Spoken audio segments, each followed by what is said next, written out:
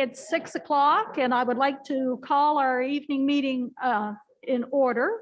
And I would like to start by acknowledging that we are of Mi'kmaq, the unceded and ancestral territory of the Mi'kmaq people. Would somebody like to move the approval of the agenda? Moved by Councillor Ernst, seconded by Councillor Halverson. Any additions or deletions? Agenda approved. Sorry, just on a point of order, Madam Chair, we have to have a vote to approve the agenda. I'm sorry, say again? There needs to be a vote to approve the agenda. Thank you. I was getting excited and ahead of myself. All in favor of accepting the agenda? Contrary minded? Agenda approved. Thank you, Mayor Risser. So moving on to number 4, would somebody like to move the approval of the November 3rd meeting minutes? And I understand there was a part of the minutes that were missing that have now been revised and are now uploaded. It was just part of a document only partially uploaded and it wasn't realized until earlier this morning. So that has been corrected. So with that correction, would somebody like to approve the November 3rd meeting minutes? Somebody move approval? Colin, seconded by Councillor Halverson. All in favor? Contrary minded? Minutes approved. So we're now moving on to the public participation part of our evening. And I want to say before we get started, I am so pleased to see all of you here tonight. And thank you for taking the time to come out and share in this evening's discussion and presentations. So as we open our public information, just want to clarify that the public information meeting provides members of the public with an opportunity to learn about a proposal and make their views known to the Planning Advisory Committee. Public information meeting is required under the Town of Lunenburg's participation program. In terms of process, after the public information meeting is held, the Planning Advisory Committee may make a recommendation to Council or defer a decision to a later date if, for example, more information is requested. Please note that time for questions from the gallery is during the public information meeting. Once the meeting is closed, discussion is to be between the committee members only. The public will have another opportunity for input should Council forward the proposal to a public hearing. After the public hearing, Council will make the final decision. So I'd also like to review a few of the general rules of conduct so we're all clear on what our expectations are. When you come up to speak, the microphone is here. I'm going to ask that it has to be turned off, and when you finish speaking with it, could you turn it off? So you have to turn it on, then turn it off when you're finished. When you speak, can you please state your name and civic address clearly so that it may be recorded in the minutes? We ask that you be respectful of others' opinions. Speakers will be limited to one presentation unless called upon by the chair for further comment. Speakers are limited so that all may have an opportunity to participate. The PAC members may question each speaker, and comments and questions by the public are to be directed to the chair. Thank you. So we're going to start with our presentations, and I understand there are 3, and Arthur, you can correct me if I'm wrong with this. And we were planning to start with Irma DC, correct? Correct. Thank you. Irma? Yeah.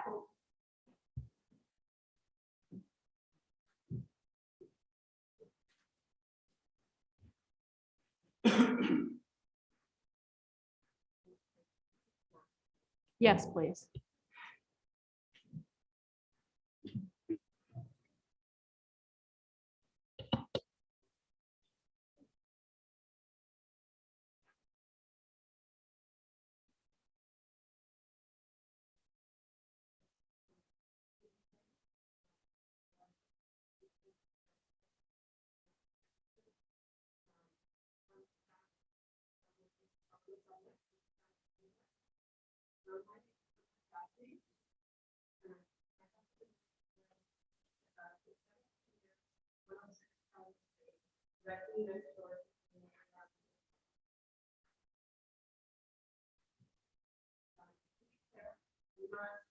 Against any development. We need good and yes, modern design that enhances the pedestrian experience in Old Town, and ensure that the streetscapes are conserved, that the scale and form harmonize, and projects while minimizing impact. But here we are once again. So what this meeting is about is, you know,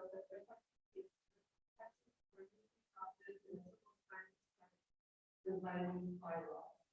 And we're not be allowed to development agreements in Old Town.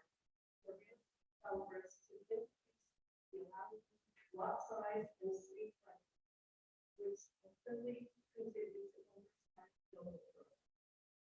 As a quote from the municipal planning strategy text, lot frontage is typically lot dimensions that affect community character. The public benefit on the next explain development permit as well as is a contractual relationship in the with the town. Circumvents the planning process that maximize the benefits of development in ways that the current zoning bylaws would not otherwise allow. It is a practice considered undemocratic by some. One sector is provides certainty to developers and projects do not subject to planning policy or external. And they can be binding up to 10 years or more. There's also a mechanism to provide charge for monetary payment in exchange for that privilege and moral uncertainty. These are private negotiations, most likely taking place by independent means, so thus the community. The first item for discussion is a general blanket amendment that will allow any future council for years to come, possibly 40 years, to enter into negotiations with any future developer, possibly an unknown reputation, for which the public will not know about. We are to entrust that all future governments, mayors, and city councilors will always be able to judge themselves what is in the best interest of the residents, and they alone can determine what the individual might be. So now there's one thing I really have trouble comprehending. This we have two options for consideration on the advisory committee, or three if you power to do so. And the first is to change the maximum lot size and lot frontage in the new zoning for Bennington. Mr. McDonald's advice was, and I quote, considering the above, as well as the potential impacts on the urban form, the world heritage of the potential impacts on the urban form of the World Heritage Site, it is not recommended at this time to be able to blanket as of right increase the maximum lot area and maximum lot frontage to the entire lot zone one. He's right. This would be a clear threat on the UNESCO's bed. Yet, option two, chosen by the PAC, enabling council to consider applications on a case-by-case nature, is essentially worse, as it can allow agreement in bigger projects. As governments choose different agendas, as egos take over, disregard what is beneficial to the town. This scenario is made bigger step to state transparency. And yet, this is what you're asking.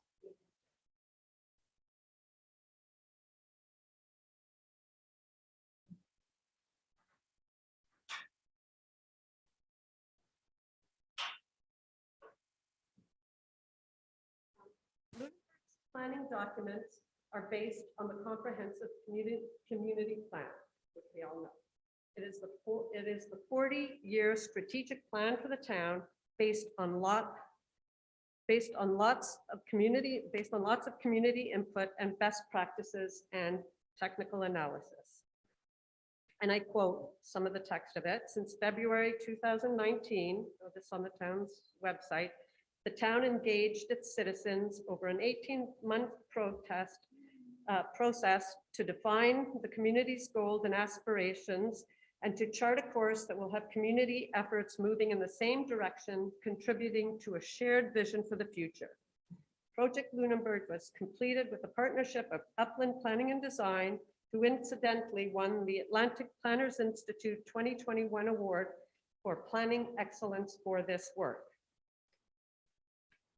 I feel this is an amazing legacy left by the former mayor, Rachel Bailey, and the former councillors and staff who made this possible. It reflected well on the new government who adopted the CCP and moved forward with the new municipal planning strategy and land use bylaw. And to quote the town's website, the town's new regulations present an exciting and groundbreaking approach to urban planning. The planning strategy was carefully and specifically drafted to protect our built heritage and incorporated what is required to ensure the preservation of the UNESCO criteria of Lunenburg's outstanding universal value. It called for the protection of the rigid urban grid and small lot sizes in Old Town. It focused on access to housing, putting the needs of residents before tourism, and good, well-paying jobs all year round.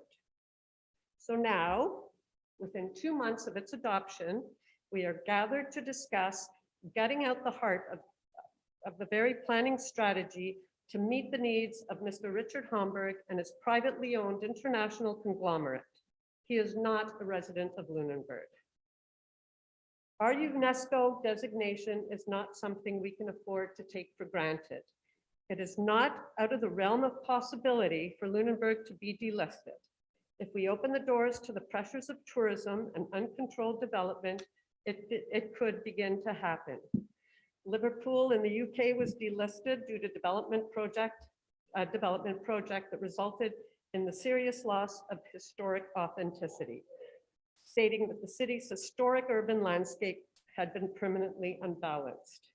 In the old city in Jerusalem is on the endangered list due to uncontrolled urban development, general deterioration of the state of conservation due to tourism, as is the historic center of Vienna. So let me ask council, is this to be your legacy? We can't get heritage back. So, Excuse me.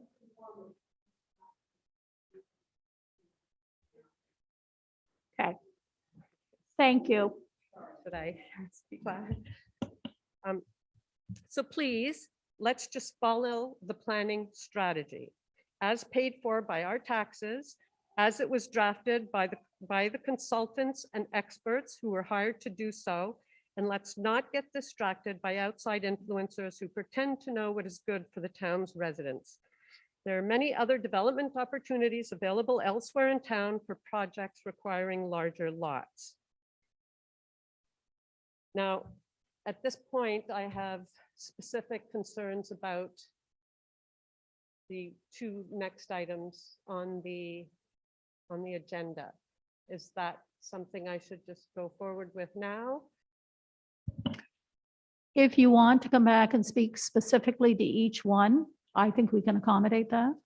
Okay. Okay, so if that's okay, Mr. McDonald shaking his head yes. So yes, we can look at the first piece, and that's the municipal planning strategy amendment, which we've spoken to. Right. Okay. So with regard specifically to items 2 and 3 on the agenda, on the application, which are, yeah, the items B and C, I guess, on the agenda, these should also be dismissed as neither proposal contains anything that would be beneficial to the town's residents. An important objective of the CCP was to create a balanced economy and year-round well-paying jobs. These are really not the well-paying jobs the community is seeking. The tourist industry employs workers from May to October for maybe 6 months max. The other tourism businesses in town have no problem providing these seasonal jobs. So I asked the question, how many additional well-paying long-term career jobs will this project propose to add? And then that creates further problems. Where are we housing them? The primary objective of the planning strategy is access to quality housing. Where will these new seasonal employees live? Will additional stress be created on our already strained housing market? Will there be the creation of additional good quality long-term housing or employee housing in any of these buildings? So that relates to the expansion of the hotel itself. So specific to item B, the proposed development agreement for the lot consolidation of 94 Pelham with the hotel, I've explained so much in my letter of October 11th, which was in the minutes of various meetings. This was written in direct response to Mr. McDonald's analysis to the initial demolition permit request before the adoption of the planning strategy. I don't know, these documents don't seem to be part of this package, the demolition request. So I'm assuming the demolition request will be heard under a separate hearing once the advisory committee, the Heritage Advisory Committee meeting is weighed in and with their recommendations, if this goes ahead. But the gist of my letter describes the importance of not allowing any more demolition of perfectly sound heritage buildings and the need to protect each individual asset. So if you could go to the first set of pictures. So this is the view looking east on Pelham Street. You can see in the corner is the edge of the old Dolphin Tavern, which had been previously demolished, is now where the hotel sits.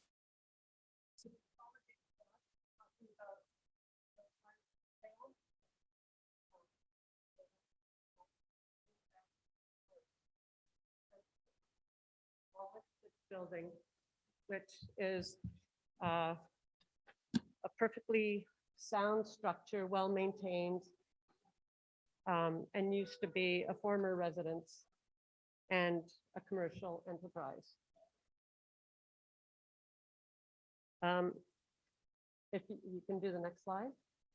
And that's sort of a detail that shows it was a tobacconist corner, and I lived in the building with my husband in the center.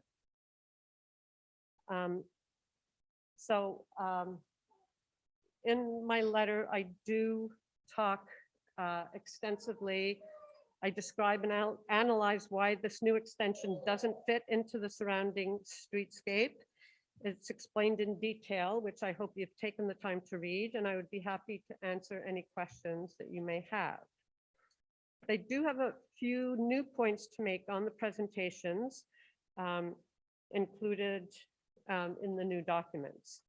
The first one is, this is the harbor view of south facing facade of the Lunenburg Arms Hotel. And if you go to the next slide, this is their proposed extension of just their.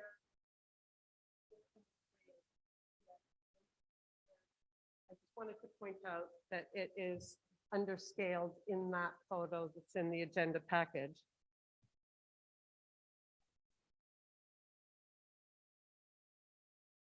And I've compared their facade, their rendering with the architectural documents that were provided. So the next,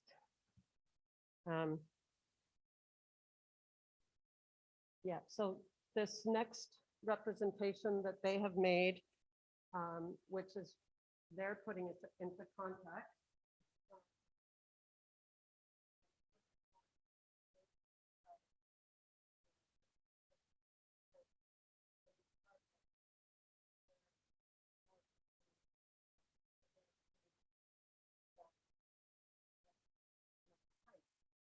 But if you go to the next slide, you can see that this furnace line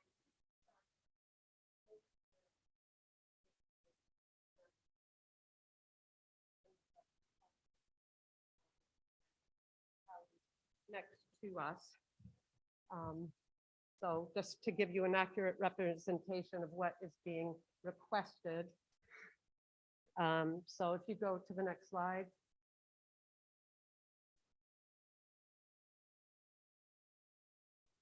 Oh, sorry.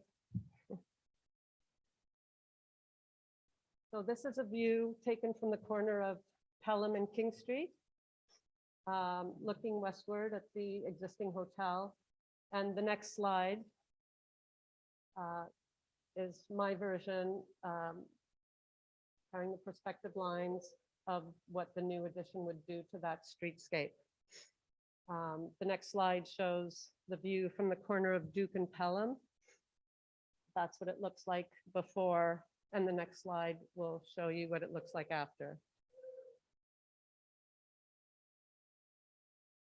So that's just some details of how it's going to look.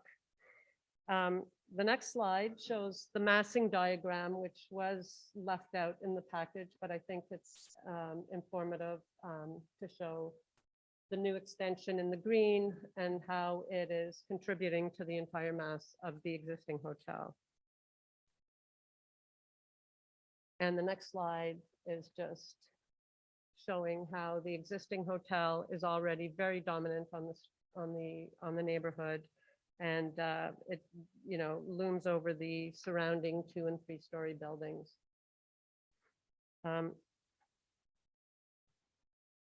So I would also like to add that by granting the development development agreement on these first 2 lots that they're requesting, before the Heritage Advisory Committee is allowed to weigh in, we are potentially condemning this little heritage building to an unknown fate. I do not envision that the public support for more demolition of our built heritage will be given, especially this structurally sound, well-maintained pre-1900 building that was once a commercial establishment and then a former residence. And if we can learn from a very sad and recent example about the land and house next door to the golf course was captive in a development agreement for 10 years, not only and only to be demolished due to neglect. 94 Pelham is of minimal use to the hotel, and the option to sell it off and return it to the housing stock in town could therefore always be considered if left as a separate property. If you agree to consolidation of these 2 lots, this building could potentially be another casualty of the negligence of our town council to protect a UNESCO asset. Now I'd like to bring up another issue which relates to Mr. Homburg's organization's commitment to the community and respect for town bylaws. And I think it's important to state a few facts from our experience between the Lunenburg Arms Hotel, ourselves, and other residents in the neighborhood. When the original Lunenburg Arms Hotel was built and operational in 2002, it was agreed by all parties to install the kitchen fans high above the roof line on the east facade where they would cause no disruption. Some years later, after we purchased our house, these fans were brought down to the level of our deck and pointed towards us and other apartments nearby. The sound was so loud from 6 a.m. till 11 p.m. that we could no longer enjoy our deck during the summer or engage pleasantly in conversation. Despite the involvement of the town lawyer, Mr. Burke, advising the hotel that they did in fact contravene the town's sound bylaw, the Hamburg International Group refused to consider the impact of their newly modified equipment on the neighborhood, nor did they take any action to improve the situation. And this can all be validated by Mr. Burke. So I would caution against entering into a development agreement with an organization that knows that they have the ability to pick and choose which bylaws they can ignore. The third proposal on the agenda asks for an increase in the maximum lot size and special accommodation for a 2-story parking garage and more hotel rooms above. I believe it is wishful thinking that this decorated shed of a parking garage is going to alleviate the stress on Old Town's parking woes. It's well known that curb parking is convenient. Drivers fill up curbs first, no matter how much off-street parking is provided nearby. But this issue is hugely important. It's precisely why it's premature to accept this consolidation based on street level parking garage. The planning strategy clearly states that on-site parking in Old Town is clearly contrary to good community development. It's for that reason that no minimum parking requirements are established in the new bylaws. They recommend the public provision of parking, such as off-street parking lots and improved street parking, as a desirable alternative to destroying the building fabric of Old Town. Agreed or not, this is not the time for this discussion. And as the CPP states, the town needs good governance, community participation, and expert consultation to create a comprehensive parking policy for the town during the tourist season. Not like this. Accepting this development agreement for a parking garage would be a tragic misstep, a race to the bottom, and a failure of council to seize the opportunity to address the parking problem properly. For the town council to foolishly lock themselves into a legal binding document that would secure Mr. Hamburg's right to a private above-ground parking structure for years to come is not in anyone's best interest except Mr. Hamburg himself. The town needs to stay focused on the pedestrian experience, continuity of street level activity, and diversity of usage, which is what heritage tourism is all about. Parking garages should not be on street level, put them underground if need be. We need to enhance the pedestrian experience for residents all year round and not create a street that will be desolate for half the year. And if you could go to the last slide. I just wanted to add some information on the discussion because I know people threw some things out there on the King's Hotel. Here's a picture of 1896 showing a very pedestrian-friendly design in harmony with the sloping site, giving life and vibrancy to the area. So in closing, we, as owners of 106 and 104 Pelham, firmly object to giving special accommodation to bypass the zoning regulations of our town. We all have to conform to the rules, and Mr. Hamburg is no exception. His business will not collapse if he doesn't get his way. Thank you all for letting me express my views. Thank you, Irma.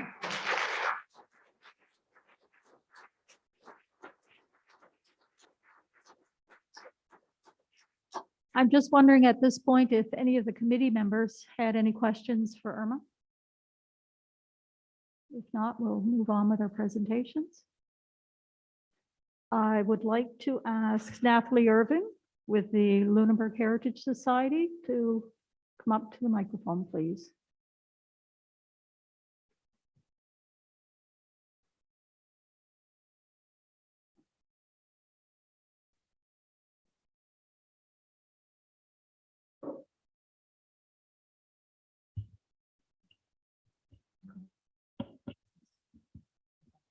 Okay, thank you. Thank you, Madam Chair. Your Mayor and committee members, thank you for giving me a moment this evening.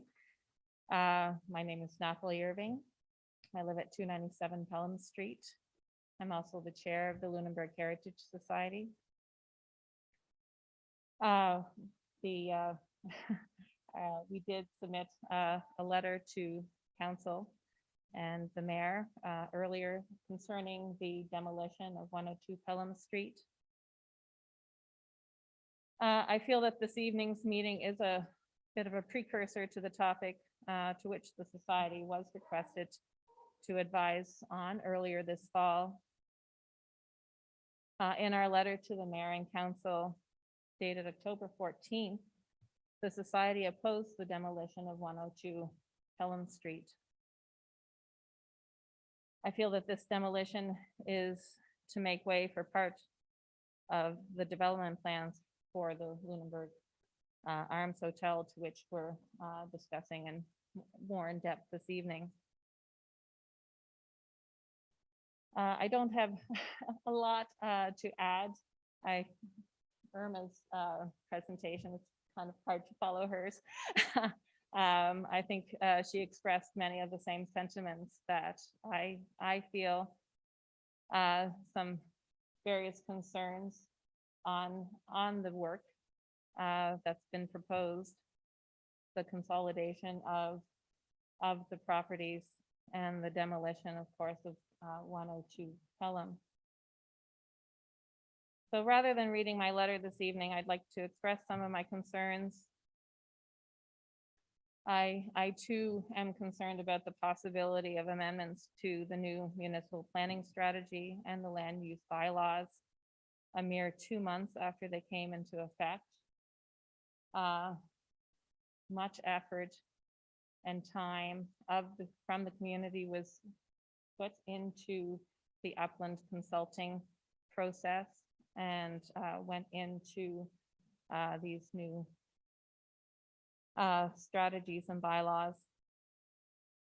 There is also concern of the additional mass of the expanded Lunenburg Arms building, along with the additional densely massed structure across the street to the Lunenburg Arms on the corner of Duke and Pelham. Another concern that I have, I also sit on the Heritage Advisory Committee as a representative of the Lunenburg Heritage Society. And we've spent quite a bit of time going through the bylaw and working on a new bylaw. But one of the pieces in that from the existing Old Town Heritage Conservation District guidelines, design guidelines from section 3.2, they do talk about the height of structures. And section 3.2 in particular deals with commercial buildings, of which the arms would fall under.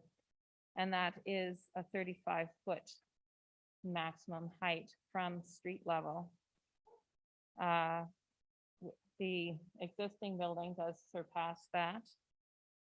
And it was hard to see on the lines, on the drawings, but it's at least a story or more above the proposed. The 35 feet is, there's at least a story or more above that 35-foot limit. And there is no laddering of the proposed building to account for the slope in the land. So that is a bit of a concern on my part.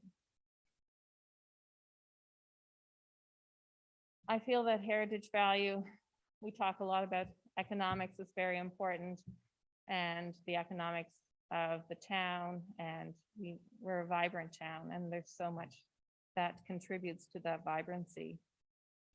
Economics is definitely a part of that. However, if you look at the pillars of sustainability,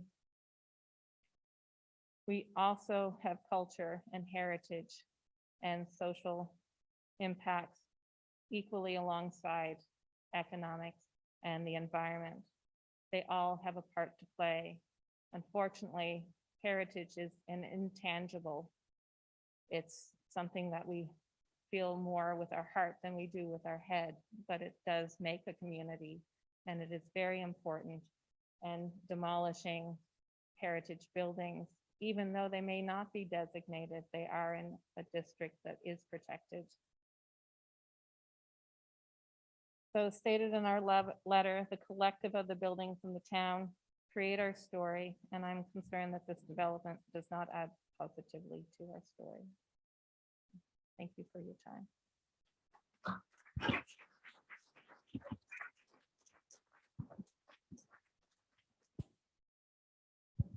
Thank you, Nathalie. At this point in time, do the committee members have any questions for Nathalie? Okay, Marissa? Sorry, just one clarification question, which is less for Nathalie than for staff. The application for the parking lot infill, the 35-foot max, the 10.5 meter maximum, it's within that, correct?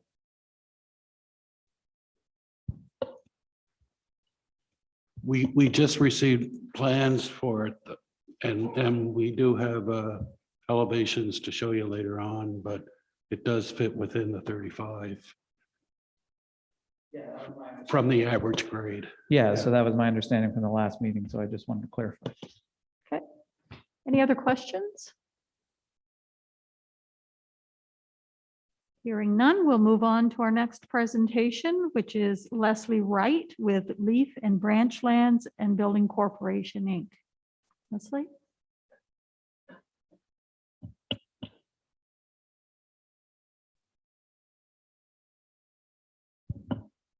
Could you repeat that, please? So I'm Brian Arnott. Madam Chair, is it possible that we go to full screen on these, because our illustrations, I think, will read better if we can see them in.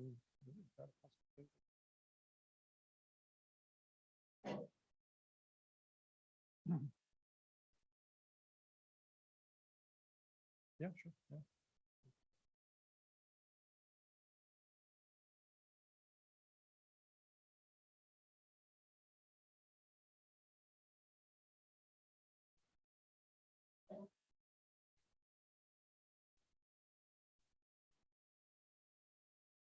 Put you on the spot, Heather.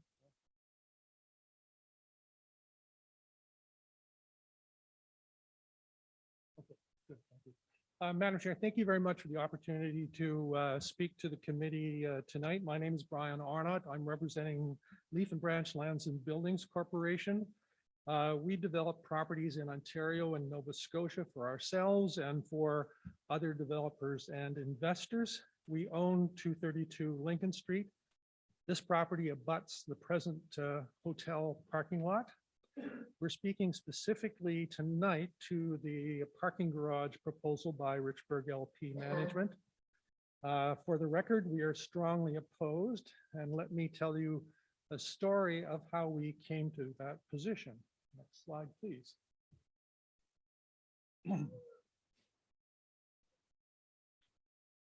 So this slide shows the original lot plan for Old Town with its grid of equal sized lots. Each lot, as you all know, was 40 feet by 60 feet, 4,800 square feet in area. This town plan is the basis for the UNESCO inscription. This plan also establishes the character of the townscape. Simply said, small is beautiful. Next slide, please. This slide shows the lots of Old Town that still have their original boundaries. Most of these are in the residential parts of Old Town. The circle that we're showing here is focused on, that's the corner of Duke and Pelham right there. So you can see that most of the original lot sizes tend to be above Cumberland Street. Next slide, please, Heather. This slide shows in red the previously consolidated lots that exceed the current minimum lot size of 465 square meters or 5,003 square feet. So all these red ones in here are all previously consolidated lots. And you can see the departure that we're going, the direction that we're going from the original town plan. Sorry, Brian, you mean the maximum? Sorry? You said minimum lot size? I think you meant Sorry, maximum. yes, sorry, thanks, Matt. The maximum lot size of 465 square meters. Next slide, please. So this slide zooms in on that area. So here we are again, that's the Pelham and Duke Street intersection. That's the Lincoln and Duke Street intersection. Here is the parking lot. There is the current hotel. Next slide, please. Sorry, Heather, just if you would go back, I'm just got a couple of things more to say on that. The character and scale of the Old Town core has been gradually eroded by lot consolidations in the mid to late 20th century. In order to prevent further loss of the character of the Old Town core, the comprehensive community plan has had lot consolidations capped at 465 square meters, or 4% more than the original. So if you put two lots together, the current lot maximum would be 4% bigger than two of the original lots. The parking garage micro suites proposal requires a lot of 662 meters square, 7,127 square feet, 42% bigger than the current maximum allowable area, and 48% bigger than two original lots. The consideration of such a proposal begs the question of why we've gone to the trouble of consulting extensionally with our community and approving this maximum lot size, only to break it before the ink is dry on our resolution. Next slide, please.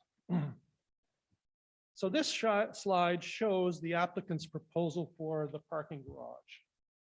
So what we're seeing here is a plan view of the parking garage, and it's the upper level, and there is a thing that's died on here. There is an entrance off of.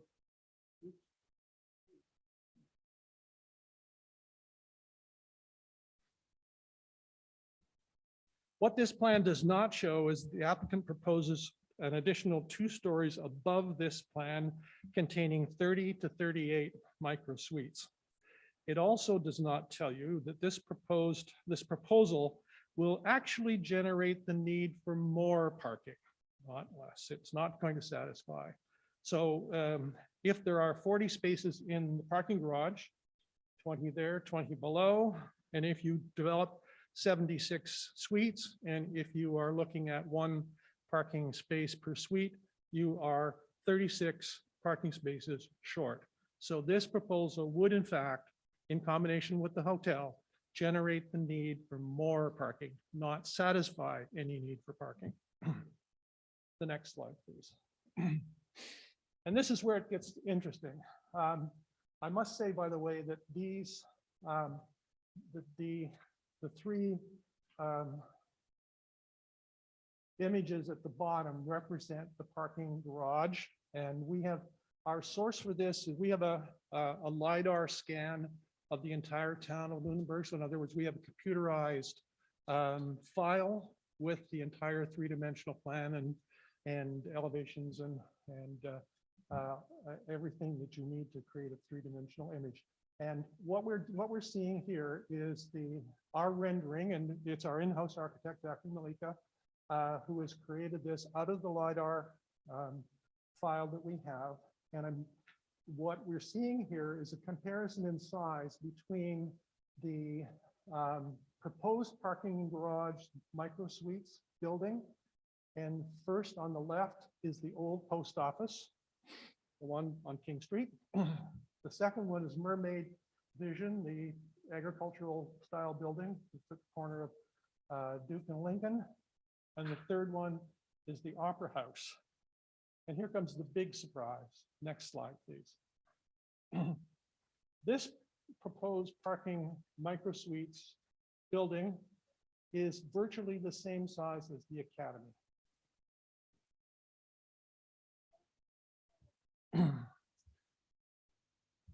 Next slide, please. This slide shows the existing condition, including our building at, that's it there, at 232 Lincoln Street with the, distinctive red end on it and the windows. And for the record, this building houses 6 companies and with a total of 15 employees. We call it the Burns Block, which was its original name. Leaf and Branch believes that the proposed parking garage microstreet structures will have a negative, talk about economic impact, have a negative financial impact both on our operations and our asset value because it'll obliterate it. We also believe that we have a right to light that the proposed structure would infringe upon if it were to be built. So this, and also the note about the kind of ghosting effect of the image here, because these LiDAR files are so big, Zachary has extracted a lot of information out of it and just shown the essential here because mere mortals wouldn't be able to, open them on their computer. Just needs a very big computer to capacity to run. So, but you can see that that's a bird's eye view of the current that current block. Next slide, please. Next slide. So here we are. There are 4 images here. This image is taken essentially from the middle of the street at King Street, looking west on Pelham, and that shows the current condition. The slide on the right, sorry for my thing not working, shows that parking building inserted into that streetscape, and we believe, and again, this is drawn by architects, we believe that dimension there is a minimum of 14 meters, a minimum of 14 meters. Similarly, on the bottom left, that's the view from looking east on Pelham Street, back towards with the hotel on the right. And the image on the right is showing the parking lot being inserted into that. And these streetscape views, the current and proposed conditions, both looking east and west on Pelham, it's clear that the structure will have a negative impact on the streetscape as it offers nothing for pedestrians. There are currently only 2 active doors, public active doors on Pelham Street in that block. The hotel, which is really only active mostly through 6 months of the summer, and the Royal Bank. This adds nothing to that and creates a very inhospitable and unwelcoming environment along the north side of Pelham Street. Next slide, please. So now we see this parking structure, micro suites building dropped into its urban context. And I think that speaks pretty much for itself. When you think of, we walk down the street and we see Rudolph's here, and the big Rudolph building. Well, it's got nothing on this building, I'll tell you.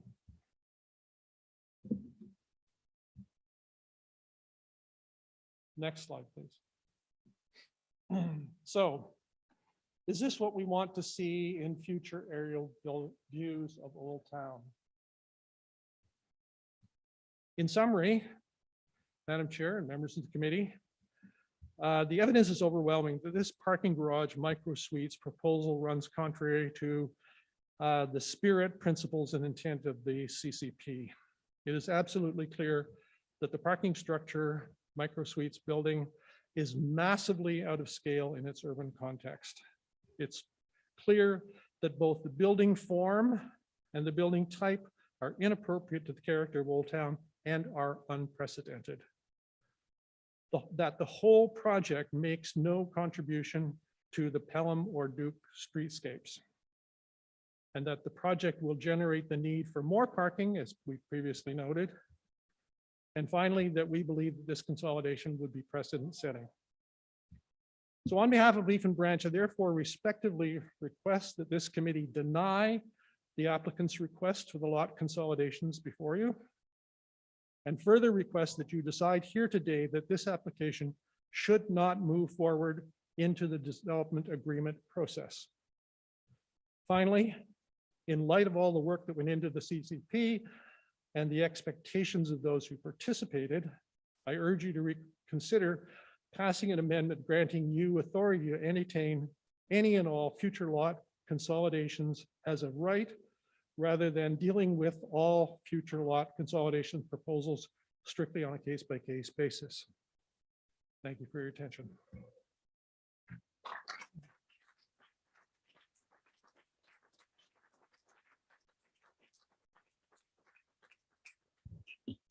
Thank you, Brian. Would committee members have any questions for Brian at this time? No, no questions. So for point of process, I'm going to turn this back to Mr. McDonald at this point, and Mr. McDonald will go through the next agenda items, and then I'm going to go to the gallery for comments, okay? So we're going to do it in A, B, and C. So each of the specific pieces that we're discussing and making decisions on tonight, I'm going to get Mr. McDonald to start that process for us. Arthur?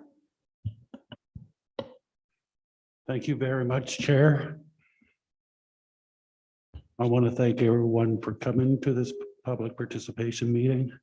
It's nice to see you all. We kind of split these public participation meetings into three parts because really there's three separate applications. So the first one, as was discussed by Irma, is a proposed amendment to the municipal planning strategy to enable an increase in the maximum lot frontage and maximum lot area enabled in the lot zone 1 area of the plan, which is basically the downtown Old Town area. At our last planning advisory committee, we had three options. One option was to amend part 5.21 to increase the maximum lot area and maximum lot frontage requirements. Option 2 was to address the request with a minimum impact on the municipal planning strategy and land use bylaw with regards to maintaining the maximum lot areas and maximum lot frontage requirements for lot zone 1. Council to consider them by development agreement rather than enabling a blanket as a right for the entire lot zone 1 area, which was outlined in option 1. That is the reason for our public participation meeting tonight, is to consider it through an amendment to the municipal planning strategy to enable it by development agreement. The third option, as outlined earlier, was to refuse the application. So the proposed amendment as drafted is to include a new policy after policy 3-2. And I'll just read that out for everyone. It's intended to insert 3.2.4 lot zone 1 maximum lot size waiver by development agreement. And it goes on to state, though it is the intent to maintain the historical spatial environment by regulating the maximum lot size in lot zone 1, there may be times the council may wish to enable lots to exceed the maximum lot size and for the well-being of businesses and or community. Council shall consider such circumstances through the development agreement process. Below that is a new policy, policy 3.2A, which states council shall consider by development agreement proposals, development agreement proposals, the approval of lots that exceed the maximum lot area and or maximum lot frontage permitted in lot zone 1. Council shall only enter into the development agreements for such proposals if there is a clear need for the proposed lot exceeding the maximum lot area and or maximum lot frontage, and a clear benefit to the town and residents of Lunenburg in having the development locate within lot zone 1. And the proposal is consistent with the general evaluation criteria for development agreements as set out in policy 6-19. So that is in the nutshell what we're here for the first part, 5A of the agenda for the public participation meeting. Now, I do have a PowerPoint presentation. If we can bring that up, Heather.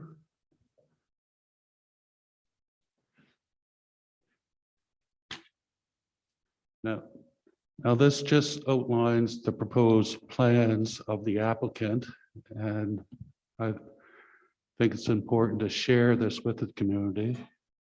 So if we can just proceed to the next slide. This slide here shows the proposed addition onto Lunenburg Arms. We do now have new plans for the structured parking garage, so it actually does not look like that in that image. So if we can go to the next slide. This slide just shows that on the south side of Pelham, with the addition onto Lunenburg Arms, the first floor is proposed to have 4 additional suites or hotel units. Next slide. They propose actually 4 new hotel suites on each level. So this is their level 2 plan, showing that, and their level 3 shows 3 more. Is that the?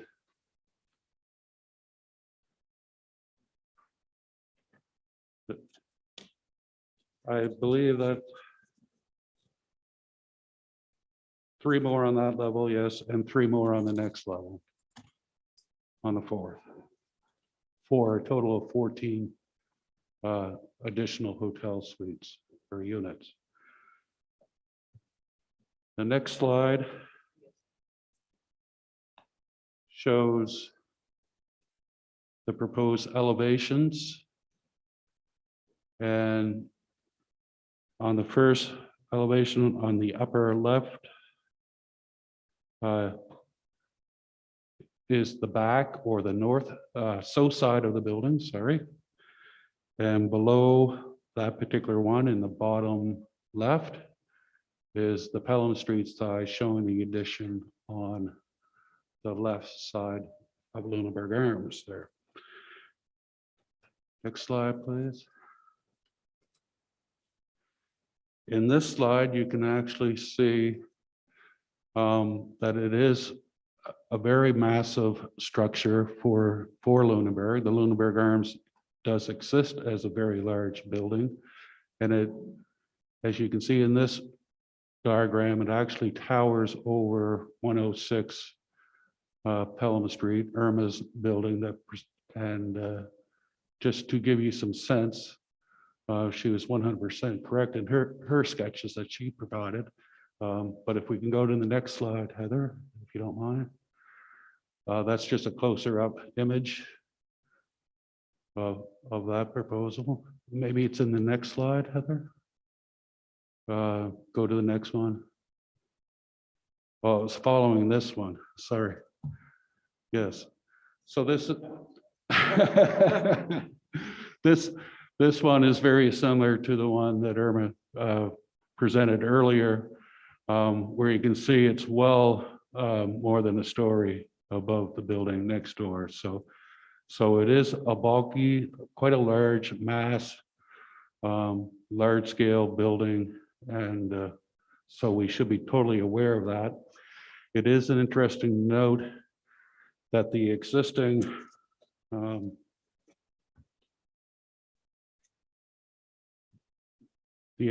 building is I'm gonna have to get my glasses. 43.6 feet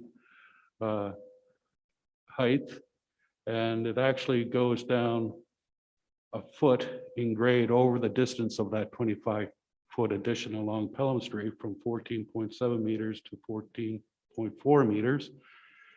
So the existing height at grade at Pelham of the new addition on the far east side of the building, next to Irma's building, would be 13.6 meters or 44.6 feet. So I just wanted to point that out, and I believe that's quite similar to what Irma was presenting earlier this evening. If we can go to the next slide.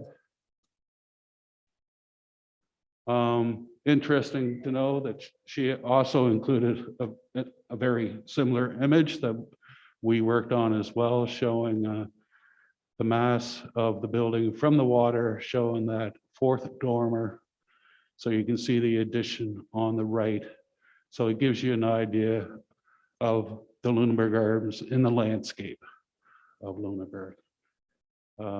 Next slide, please.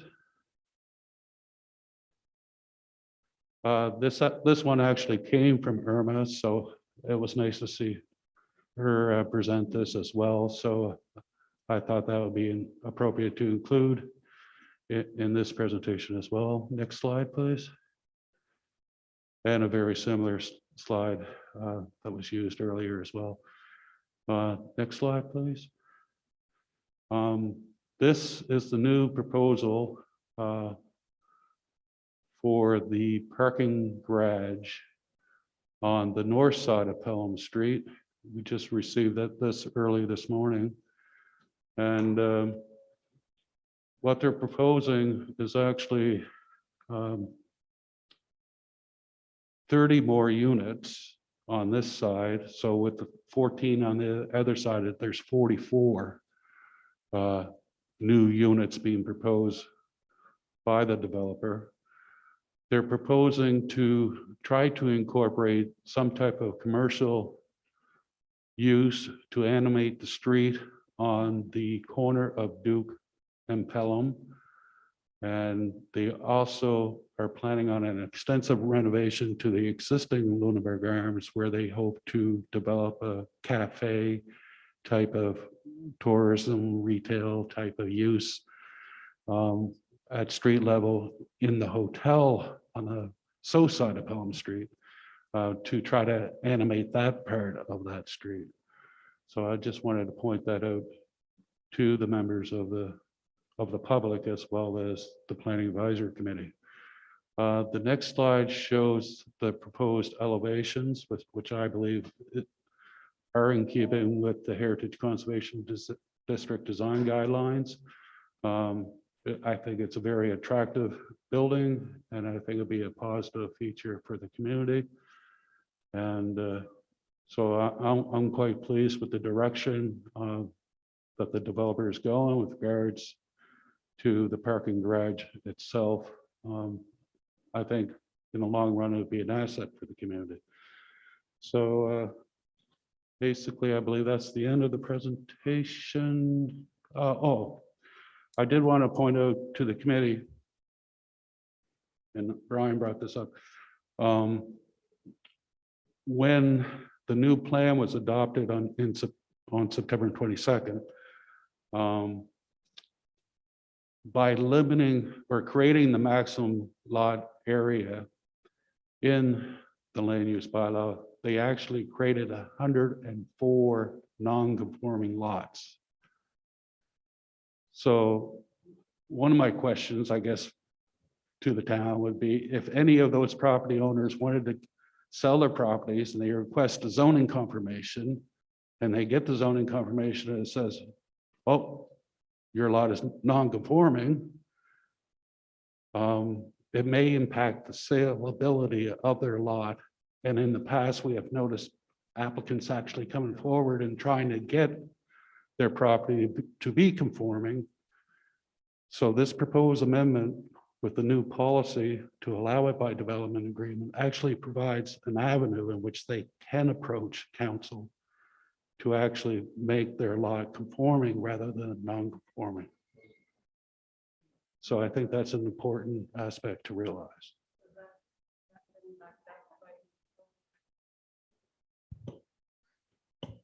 So, Are you finished, Arthur?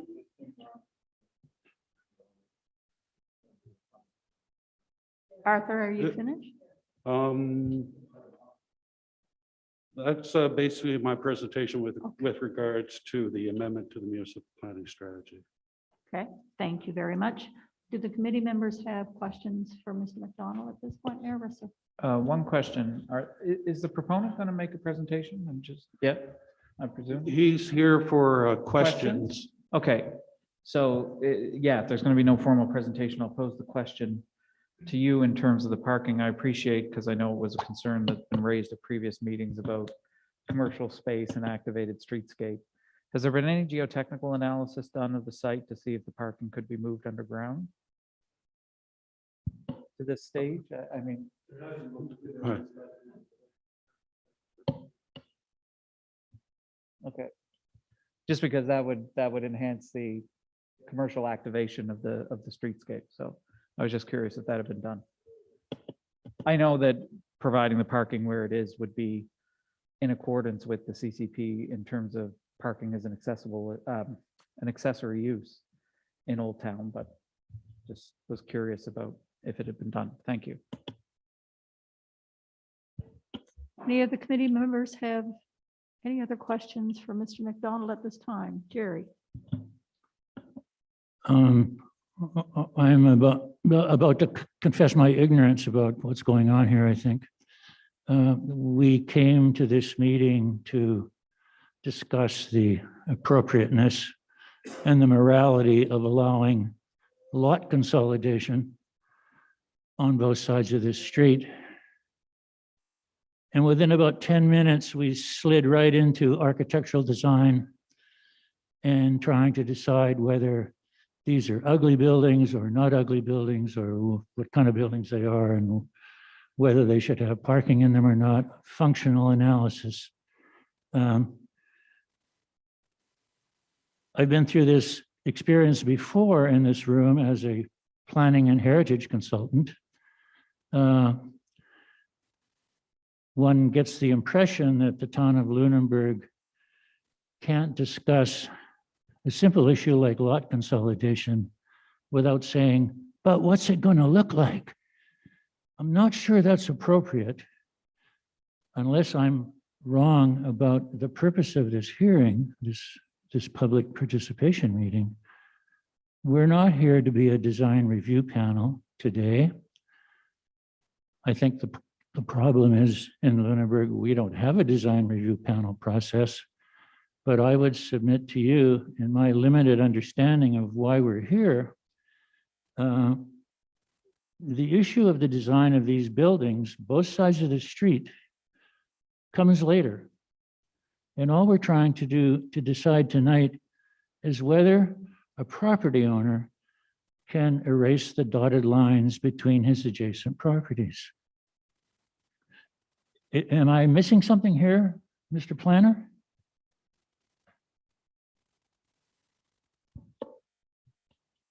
Through the chair, I think you're absolutely correct. I mean, the issue tonight is actually an amendment to the municipal planning strategy to enable council to consider by development agreement lots that exceed the maximum lot area and lot frontage. Thank you. Thank you. I do like to point out to the chair, if I may, that Certainly. I thought we would, now it might be appropriate to open it up for any further comments from the public, or, Absolutely. oh, No further questions from the committee. I would now like to open it up to comments from the gallery, if anybody would like to speak. Again, I ask that you come to the microphone, you turn it on, speak into the microphone, and when you're finished, please turn it off. And can you please introduce yourself and give your civic number as well?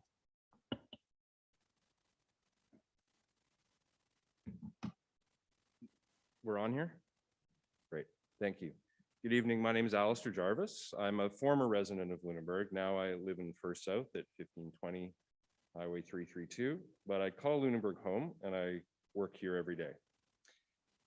Notwithstanding your comment about the purpose of the meeting, could speak to that, but let me just go through my prepared statement if I may.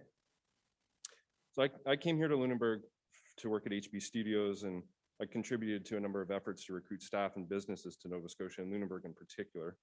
And I think it's fair to say I'm a fan, I'm a booster of Lunenburg. When I left HB, we worked really hard as a family to stay here. We founded a technology company, built it out of the hub, a co-working space in Mahone Bay, but we moved the business to Lunenburg to continue building the business. We were acquired in 2018, and the Canadian office of the American Forest Foundation, a national conservation nonprofit based in DC, is in Lunenburg, where we have a staff of 10. We occupy 3 offices in the Burns block on Lincoln Street, and I'm here less to deliver the message of not in my backyard, even though the parking lot in question is outside of the window I sit at every day. My choice is actually really easy. We just don't renew our lease and we move the office back to Home Bay, or we switch to 100% remote work. I do want to stand up and voice my opinion here, because I think I would grieve the loss of such a beautiful and well-preserved historic office block that Brian and Leslie have curated and restored to one of the most beautiful spaces in the town of Lunenburg. It's an asset which this development puts at risk. The development behind the proposal that we're talking about tonight, but the proposal tonight is intended to enable. I think that's why it's a material issue. I want to commend council for the award-winning project Lunenburg. It was a visionary process. The document it produced has been rightly celebrated.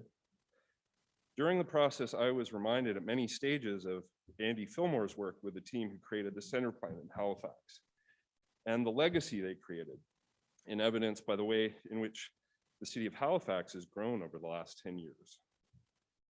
I want to celebrate Project Lunenburg for the same potential that it's created. If it's serving its purpose, the document should serve as a clear guide for constituents and developers alike what the intention and guidance for the shared vision of the town we're building together is. The comprehensive community plan that emerged as the outcome of Project Lunenburg is the tool that should make clear that this proposed development is not aligned with the shared vision we built together.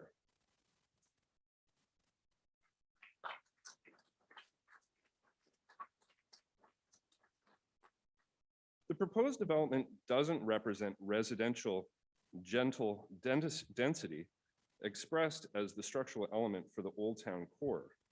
It does not reflect the land uses as described in section 2.2 of the comprehensive community plan. Mid-rise housing types are described as the intended land use for the Main Street mixed-use area along Victoria Road, not the Old Town core. I'm incredibly lucky to work in Lunenburg every day. I wasn't always so lucky. There was a time that I commuted daily to Halifax for work. Every day I would park in the parking garage in the block below MEC on Hollis Street. And at risk of a conversation about what buildings look like, but I don't know if you can picture that block of Hollis Street between Sackville and Salter Street. If you can't, I invite you to look it up on Google Maps and go to the street view. Knowing it as well as I do, I can't fathom that such a similar structure as that could be considered to respect and complement the surrounding context of the Old Town core of Lunenburg. Again, I want to congratulate, commend, and thank you for the comprehensive community plan that you spearheaded and developed with the town, because I think it makes very clear what the right outcome is for the proposal. What made the center plan so useful in Halifax was clear guidance to developers who have, with that clear guidance, built a prosperous and vibrant Halifax in keeping with the vision laid out of that plan over a decade ago. Thanks again to council for creating the clear vision and guidance and principled justification for an answer of no to this proposal. Thank you.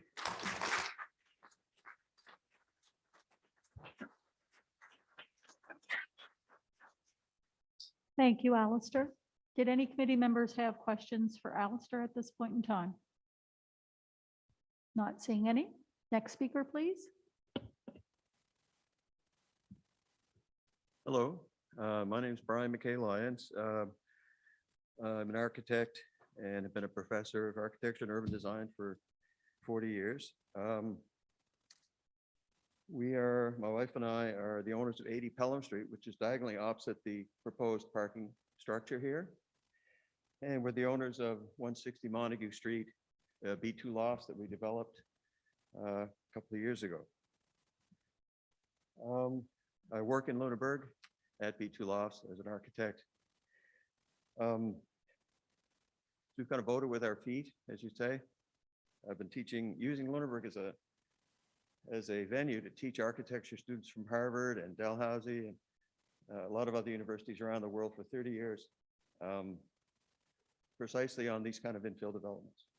I appreciate that this is about lot consolidation and not about aesthetics right now.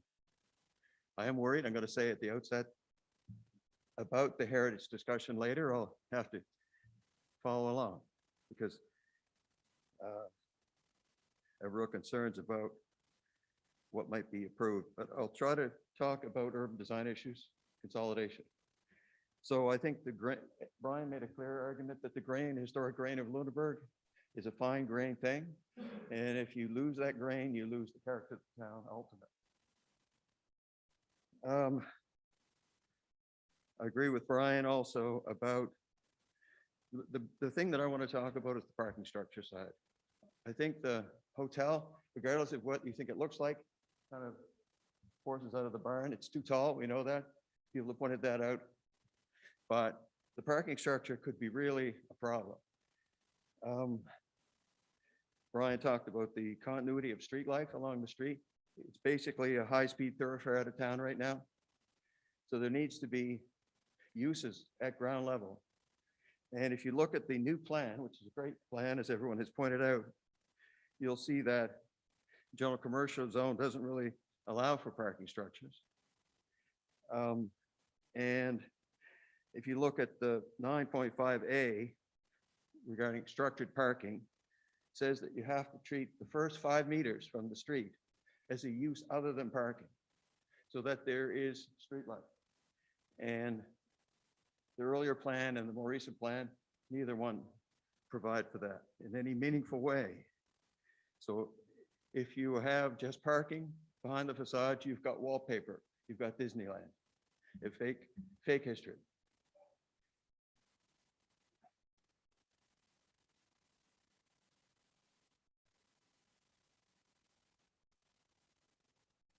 So I think it is a bad idea to allow these lots to be consolidated because of the grain of the town, and a parking structure that comes right to the street isn't really allowed as far as I can see, and certainly not allowed to happen without appropriate street uses on the sidewalk. So I'm worried that the consolidation goes ahead and this becomes an as-of-right development later on. Save the heritage discussion. You know, I disagree about the aesthetics of what has been proposed. It's wallpaper, it's Disneyland. I used to be Arthur's teacher a long time ago. So I have certain respectfully disagree with that one, Arthur. Anyway, so I don't think it's a good idea to allow these lots to be consolidated, especially on the for parking structure. It comes right to the street with parking. Thank you.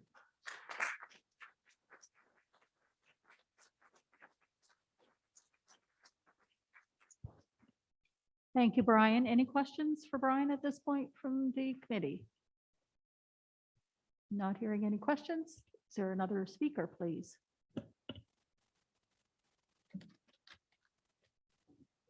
Thank you. My name is Cheryl Stenstrom. I live at 71 Lawrence Street. I'm here speaking on behalf of me, my husband, my friends Scott and Chris from Montague Street. And we're here to speak against the consolidation of the lots. We have an active offer in to buy 234 and 236 Lincoln Street. Our intention is to occupy the residential units on the upper 2 floors as they currently exist, and as future residents in that same block as the proposed consolidation. We feel that Consolidating these lots for the purposes of building a large structure will negatively impact us in three significant ways. So as many of our speakers have mentioned, it would create a lack of commercial character, although we have some new information tonight where that may be somewhat addressed. Nonetheless, the idea of a parking structure insinuates a lack of commercial character. A minimum of 3 small businesses could occupy the lots in question if they were left as they are. And the proposal reduces the opportunity to expand the idea of shopping local and that downtown character that we all enjoy in the Old Town Lunenburg. Second is that there's a removal of the potential for future residential diversity. The consolidation of those properties for the purposes of building this large tourist accommodation dilutes the chances of strengthening the social fabric of this neighborhood right in the downtown core. It also favors tourism and parking over much needed in-town residential units. And then the third point is the reduction in livability of that block. So the consolidation is being requested in order to enable the construction of a monolithic building that will effectively cut off any of the natural south-facing light to the buildings on Lincoln Street, the 3 in question. It's clear that these 3 iconic Lincoln Street buildings that are abutting the proposed consolidation were not designed to have a large neighboring structure in such close proximity to their southern property lines. Town's recently been recognized for its achievement in developing the new community plan. I think we all agree we're supporting that, but we believe the consolidation of the lots to enable the hotel expansion is against the spirit of several of its guiding principles. We know mixed-use zoning has helped create vibrant and successful neighborhoods around the world. Lunenburg is in a unique position to preserve and expand on this current success. However, we feel that this proposal will significantly diminish the viability and quality of the residential use in this neighborhood, and in particular, of course, at 234 and 236 Lincoln Street. Thank you.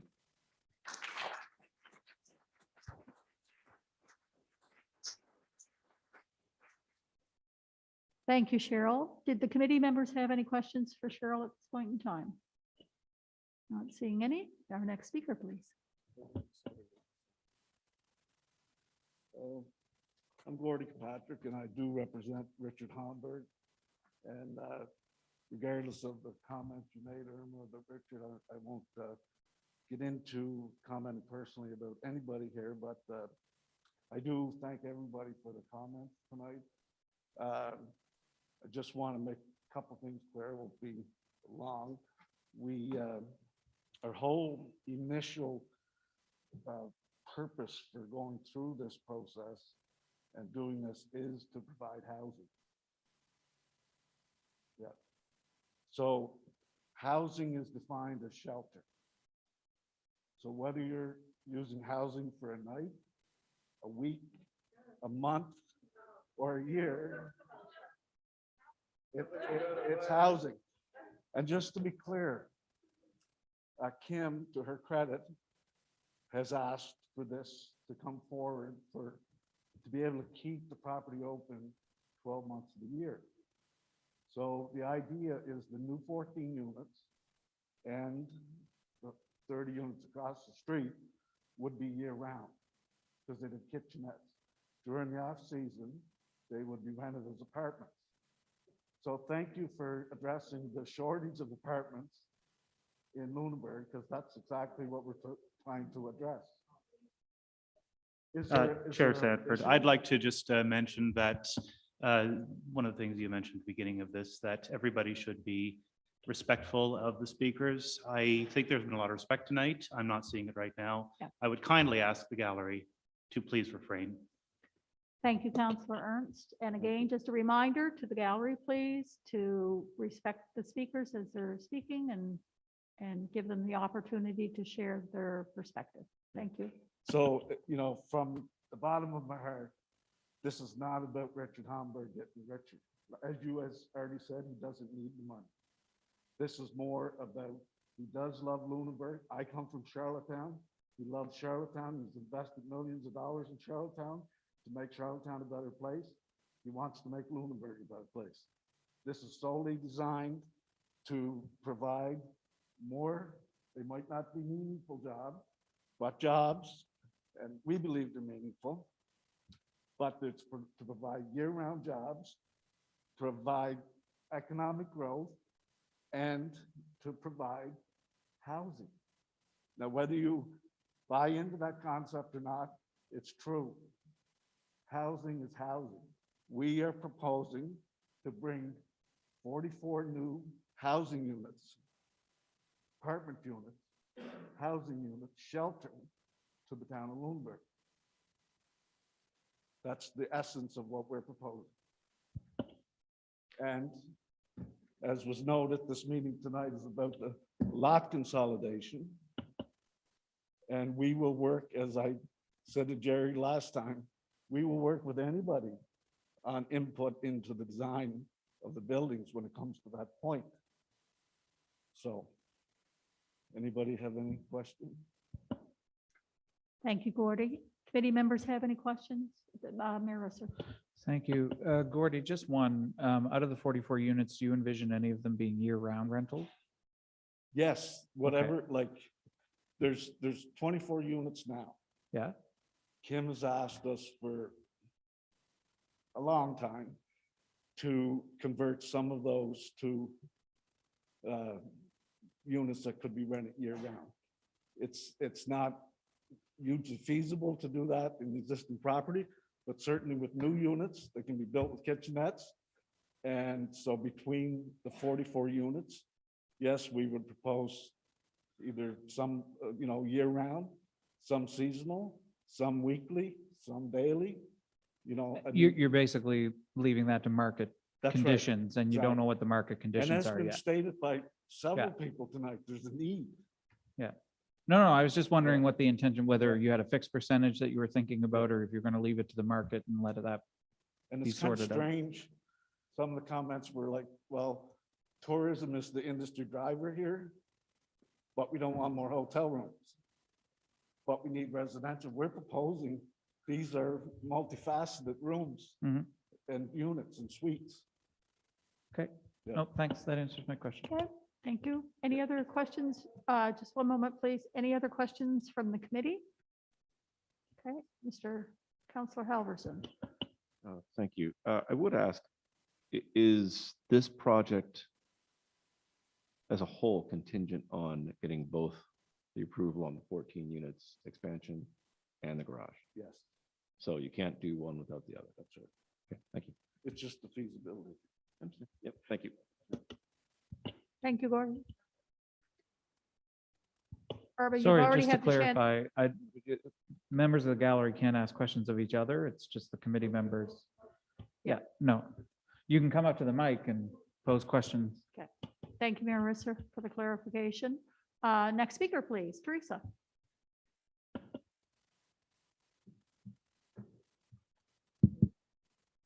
Thanks.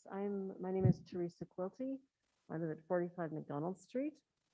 And I guess I just wanted to speak to the proposed amendment to the MPS. Notwithstanding this proposal that's in front of us, although I think that's probably what's prompted, I'm guessing that's what's prompted us to be here tonight. I'm just most concerned, regardless of this proposal, whether this is good or not. And clearly it's not aligned with our municipal planning strategy, because if it was, we wouldn't be having to be here and having an amendment to the municipal planning strategy. We could have just said, yes, it fits, but it doesn't, clearly, and that's why an amendment is being proposed. And I'm very concerned with the proposed amendment. It's a few subtle words, but they're profound, because essentially, I guess everybody's probably read them, though it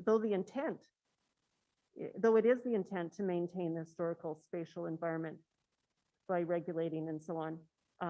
Though it is the intent, there may be times that council may wish to enable exceptions, other things to happen. So I think that's very concerning to me. My understanding was that a big selling point of the municipal planning strategy was that we would have very clear zoning, and that we wouldn't be here like this all the time, willy-nilly or ad hoc, asking whether we can make exceptions. But here we are again, again, in reaction to a developer who's come. And developers will advocate for their own cases. They will say they're trying to do something to enhance the town. But the fact is, developers don't know what's best for us. Our community does, and we've articulated that over a 2-year process through our municipal planning strategy and our comprehensive community plan. And we've entrusted our planning advisory committee members, we've entrusted our council, and we've entrusted the staff through them to stand behind that and also to help streamline the process. We don't want to be here every time kind of willy-nilly deciding what we're going to do. We've done that work and we put a lot into it.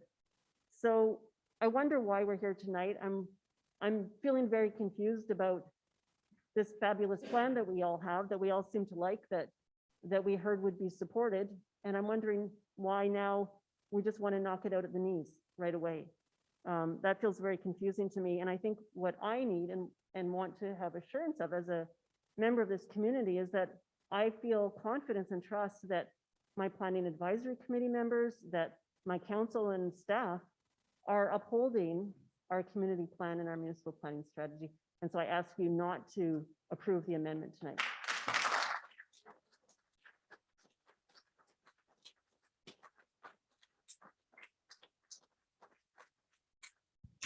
Thank you, Teresa. Any committee members have questions for Teresa? Jerry, go ahead. Madam Chairman, I have a question for the planner, Arthur. Is it, unless I've misunderstood something, there is provision in the new land use bylaw for development agreement negotiations, is there not? I've heard the word violate the community plan, that phrase used a couple of times tonight. And I don't think that a development agreement negotiation necessarily violates the new community plan. Am I correct?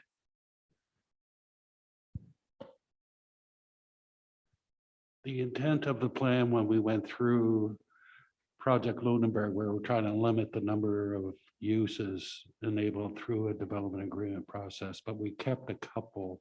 Yes, we tried to limit that. One was heavy industrial uses, just as an example. But we didn't eliminate it. No, there are 3, correct, Arthur? Well, There's I heavy can't in- remember all 3, but I think that I can. I'm pretty sure, but I can stand to be corrected. The 3 are heavy industry, as you noted, shifting between non-conforming uses, non-conforming, yes. and the adaptive reuse of institutional buildings. So this would be adding a 4th, were it to be approved.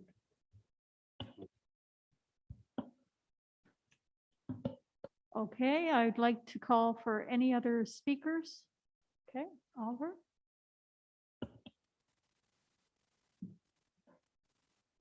I'm Oliver Osmond. I live at 93 Buena Vista Court, and I'm also a member of the Heritage Advisory Committee and of the board of the Lunenburg Heritage Society.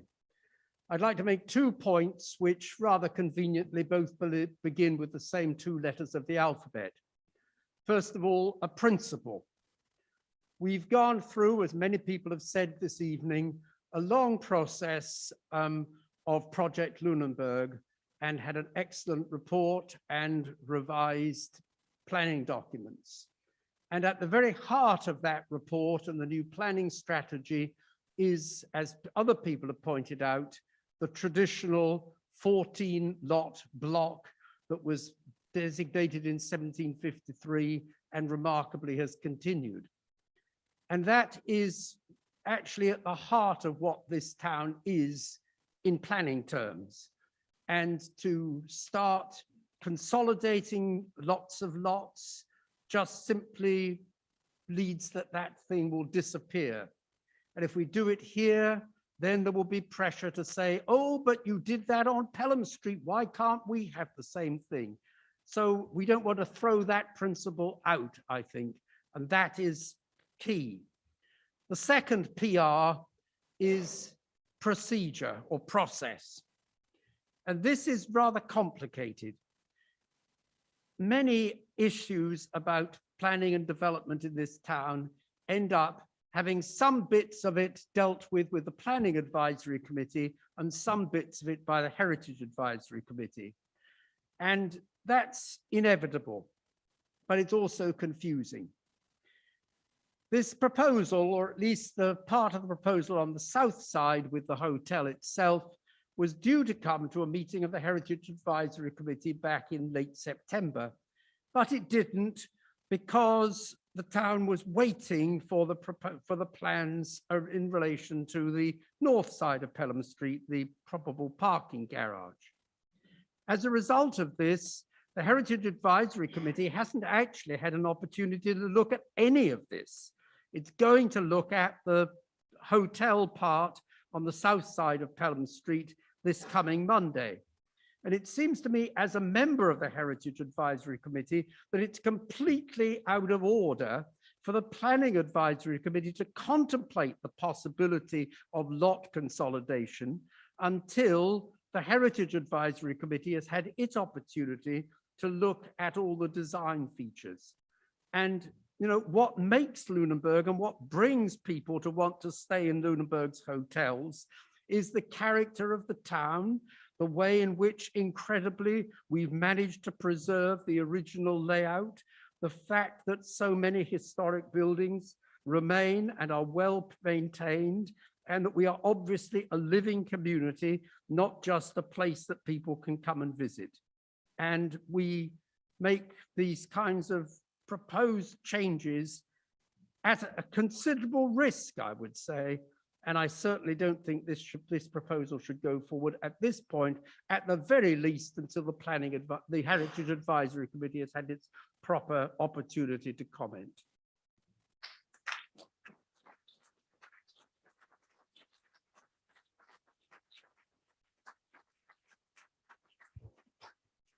Thank you, Oliver. Anybody have any questions from the committee for Oliver at this time? Nope, not hearing any. Any other comments from the gallery? Okay, I have two more speakers. My name is Barry Olivella. I reside at 81 Townsend Street with my wife, Barbara. We've been in this town for about 25 years. And we are very concerned at this point about the maintenance of the heritage of this situation. To speak directly, first of all, to the lot consolidation, my view is that this is a very slippery slope to contemplate,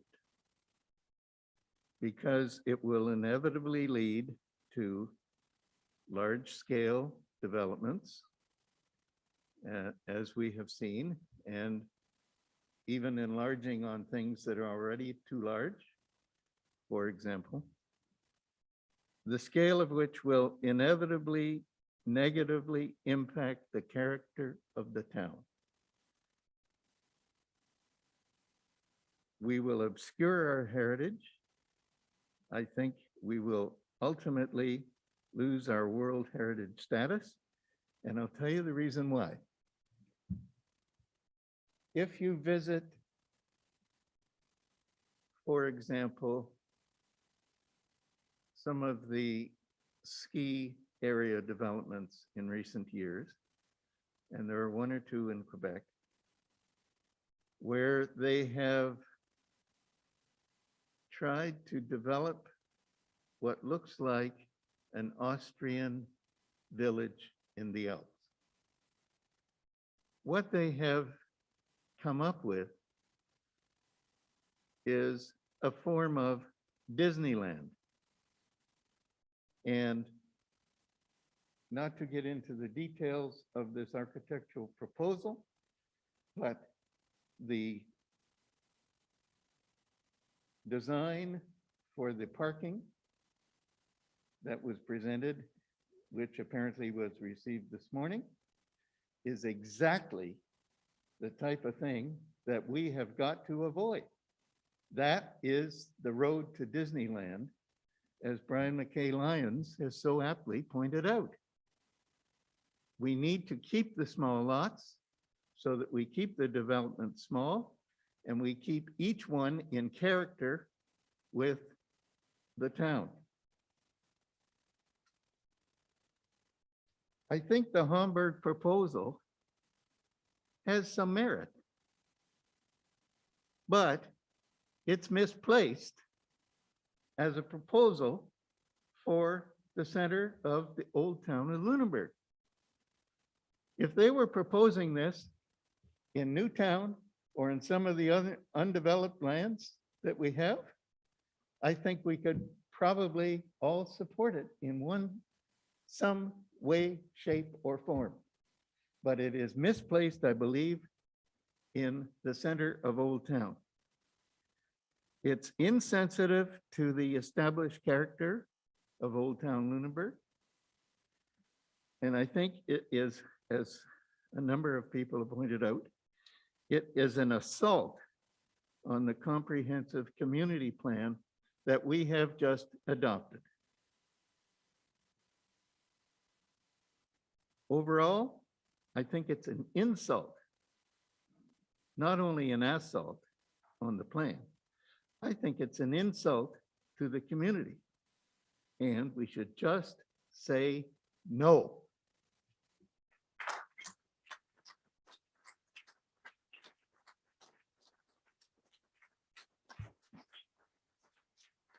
Thank you, Barry. Any questions from the committee? Mayor Russell. Just one question to clarify, and more to staff than to Barry. Arthur, before the comprehensive plan, before the new MPS and LUB, we didn't have any restrictions or regulations regarding lot consolidation in Old Town, did we? No, we did not. Okay. Any other speakers from the gallery? Yes.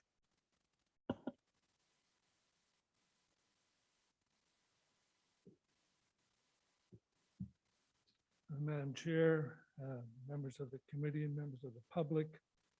My name is Wilfred Moore. I have an office at 169 Montague, which recently won a Heritage Design Prize. My wife and I and our family company, we own a property known as 103 Pelham, which is opposite building at 106 and 3 doors away on the east side from the proposed massive development. And I don't intend to repeat all the comments made by speakers before me this evening with regard to this ask, but say that I am firmly against the 3 motions that are before us. And I want to be firmly understood about that. And I don't sit here with blinders on saying this is only about lot consolidation. We know it's more than that. And like Oliver, I'm very concerned about the precedent that would be set here. So, you know, back, my wife and I were very concerned and supportive of the planning strategy, the bylaws. We, along with others, signed a public letter urging all the citizens to support the effort of council. We did that. But we didn't do that to have it under attack within 2 months, 3 months. So had this been made known that this could possibly happen so soon, I can tell you we would not be supportive of that plan. So to the members of the committee, particularly to the council members on it, I ask you to not break faith with the supporters of the plan. Thank you.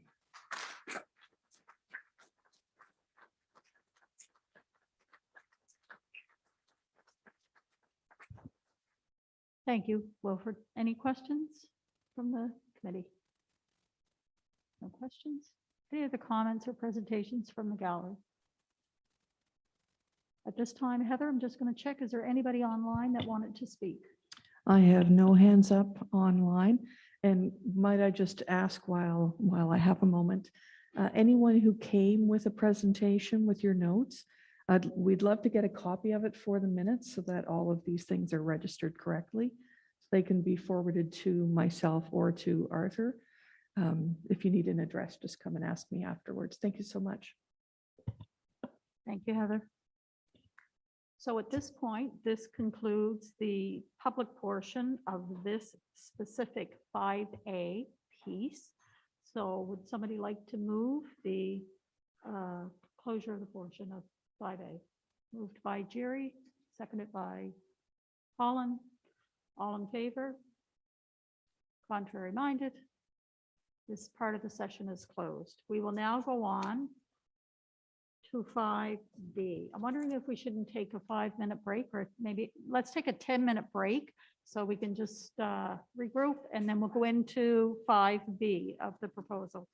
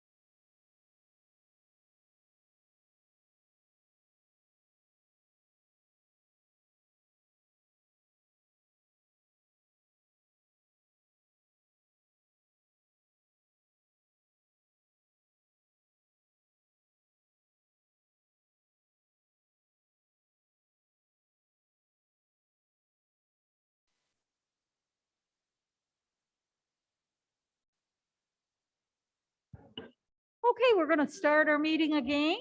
And I look to Mr. McDonald and we are at 5B on the agenda. Arthur?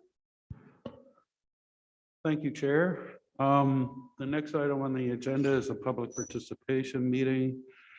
In order to consider and if deemed advisable, enter into a development agreement to enable the lot consolidations of the lands of Lunenburg Arms Hotel located at 94 Pelham Street and 102 Pelham Street.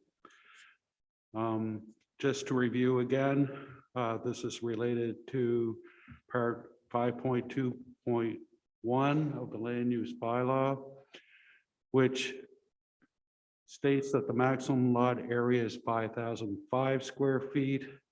The proposed lot consolidation in this case on the southern side of Pelham Street is 8,864 square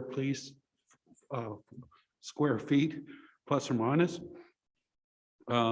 with a frontage of 136.38 feet plus or minus, and the maximum lot frontage pursuant to the land use bylaws 131 feet. So in this case, the lot on proposed lot consolidation on the south side of Pelham Street would exceed both the maximum lot area, maximum lot frontage in the land use bylaw. And if Heather could just proceed to on page 54, Heather, we have a site plan.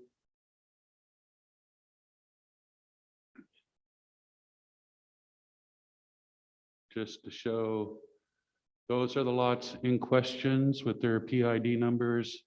And the south side of Pelham Street is the Lunenburg Arms at 94 and 102 Pelham. And the one across the street, which is on the north side of Pelham Street at the corner of Duke and Pelham, is the surface parking lot area, which is the next item on our agenda. So right now we're looking for public comments with regards to proposed development on the south side. So I'd like to open that up to the floor for public comments, if I may. So is there anyone in the gallery that hasn't spoken already that would like to speak at this particular point in time? And again, I thank you all for your previous presentations and your comments. Not seeing anyone from the gallery. Is there anyone from online? No, I have no one online. Thank you. Okay, thank you, Heather. So hearing no additional submissions, would somebody like to move the closing of this portion of the public participation meeting? Moved by Councillor Ernst, seconded by Peter. All in favor? Contrary minded? Motion approved. So we'll now move on to 5C of our agenda. And again, Mr. McDonald. Thank you, Chair. This is a public participation meeting in order to consider and deem advisable, enter into a development agreement to enable the lot consolidation of lands known as PID 600611199 and PID 600611181, which, as shown on the site map on the screen, is the surface parking lot on the north side of Pelham Street at the corner of Duke and Pelham. The proposed lot consolidation for the structure garage with the 30 hotel units, which we discussed earlier this evening. And I'd like to open that up for public comment. So again, is there anyone in the gallery that would like to speak to this specific piece that hasn't spoken already? I'm not seeing anyone. Heather, anyone online? No, no. Sorry, I've not Okay. turned myself off. It's no one is standing by online. Thank you, Heather. So we have a motion. Would someone like to move that we close this portion of the public meeting? Moved by Councillor Ernst, seconded by Councillor Halverson. All in favor? Contrary minded? Motion carried. So we'll now move on to new business.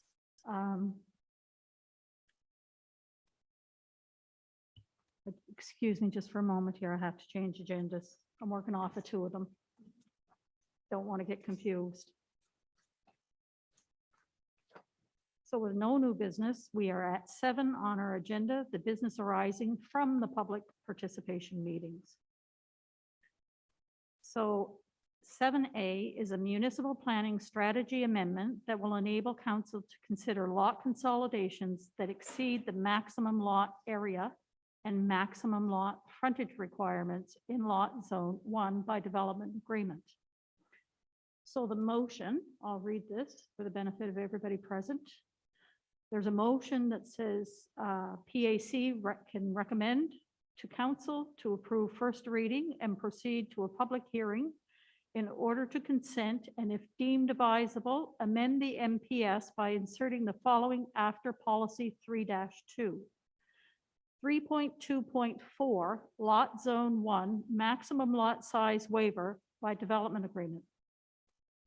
Though it is the intent to maintain the historical spatial environment by regulating the maximum lot size in lot zone 1, there may be times that council may wish to enable lots to exceed the maximum lot size for the well-being of businesses and/or community. Council shall consider such circumstances through the development agreement process. Policy 3-2A, council shall consider by development agreement proposals proposing the approval of lots that exceed the maximum lot area and/or maximum lot frontage permitted in lot zone 1.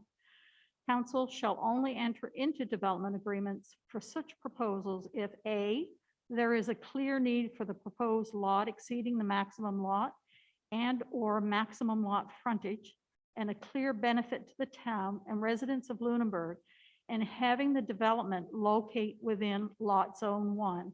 And B, the proposal is consistent with the general evaluation criteria for development agreements as set out in policy 6-19. Would somebody like to make a motion to approve the first reading and proceed as read? Okay, moved by Peter. Do I have a seconder? Seconded by Colin. So discussion. Would someone like to open the discussion? Colin? Yeah, the reason I seconded the motion, and I do agree with this motion, is, oh, sorry.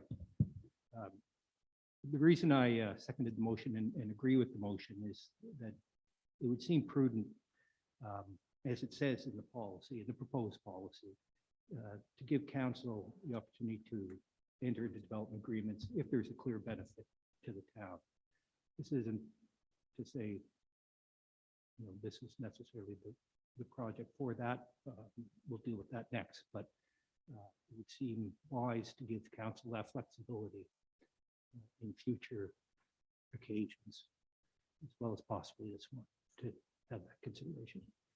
Okay, thank you, Colin. Anyone else? Peter? Yeah, just maybe to explain myself as well, I feel that it is beneficial for us to have the ability to make changes to the lot sizes in the future. I mean, we're all very happy with at the moment with the project Lunenburg development, but yet we can't really treat it as if it's going to be written in stone for the duration. There will be times when we will have to look at things with the idea of maybe making adjustments. And I think that this will allow us to make adjustments in an important area. So that's why I put the motion forward. Thank you, Peter. Councillor Halverson.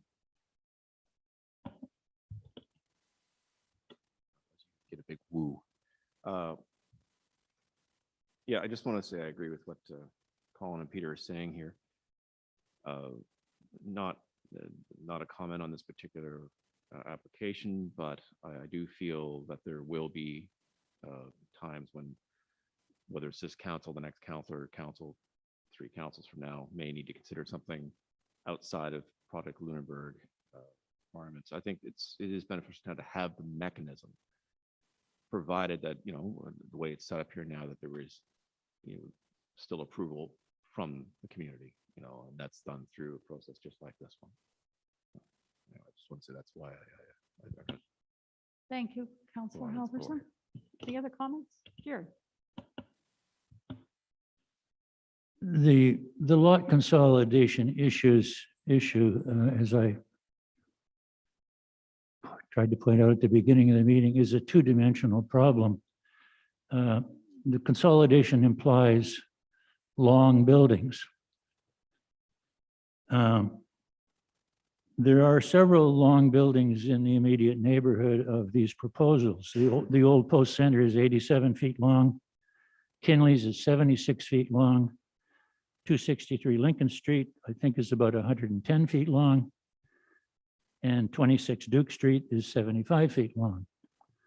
These 2 lot consolidation applications, for me, suggest a building on these properties would be maxed out at 110 feet long on the north side of the street and 125 feet long on the south side of the street. I don't think this is a significant deviation from what exists in that neighborhood already. So I'm not as concerned as many of our fellow citizens are about the impact on the scale of Old Town Lunenburg based on a two-dimensional decision to consolidate property. Thank you, Jared. Any other comments, discussion? Councillor Halverson? did have a question. This is a completely exaggerated hypothetical, but a question to Arthur. If for some reason we looked at the old grid pattern and, you know, what our UNESCO heritage is based on, if somebody was to take one of those blocks and put one building that encompassed the entire block, what would that do to our UNESCO heritage designation? I know it's extreme, it's ridiculous, but I just would like to go to that extreme. If I understand your question correctly, you're proposing if you take one of these lots and just put like a square box on it? Yeah, why not? Let's see, what would that do? Under our Heritage Conservation District Plan and bylaw, you have to break up the masses.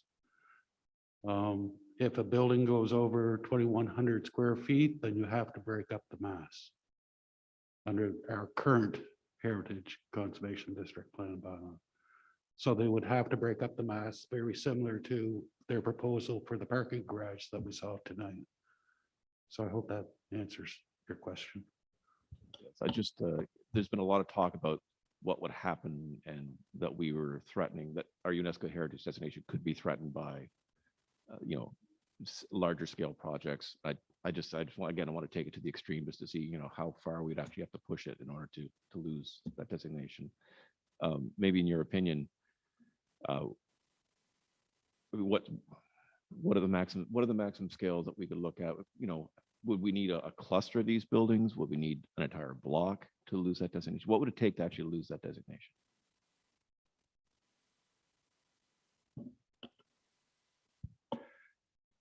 That's a very, very difficult question. I mean, they would.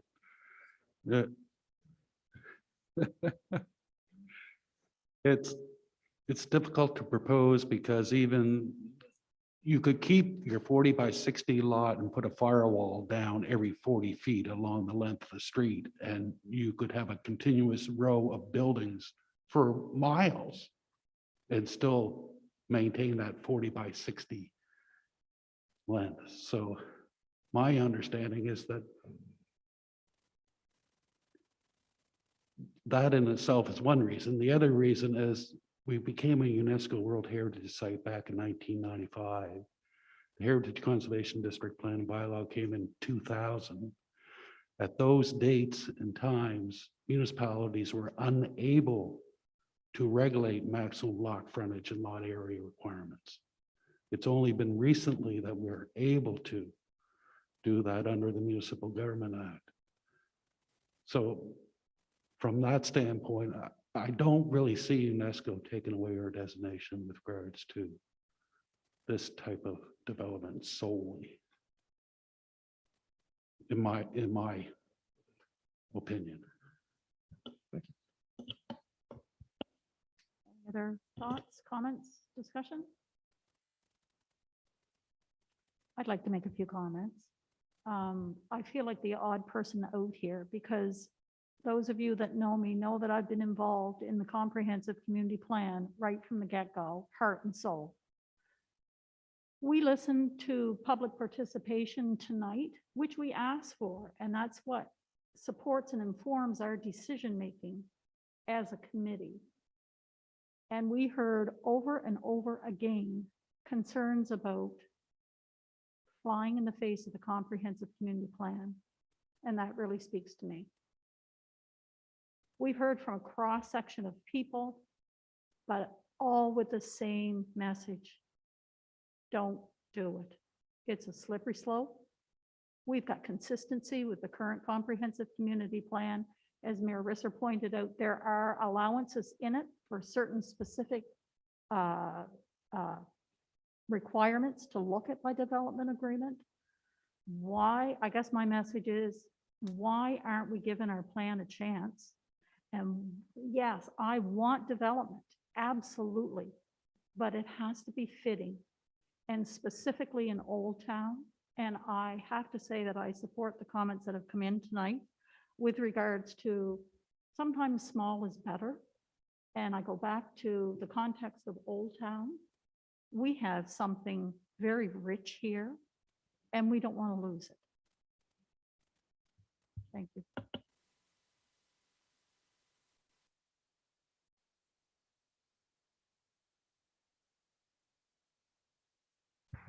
Any other comments, discussion?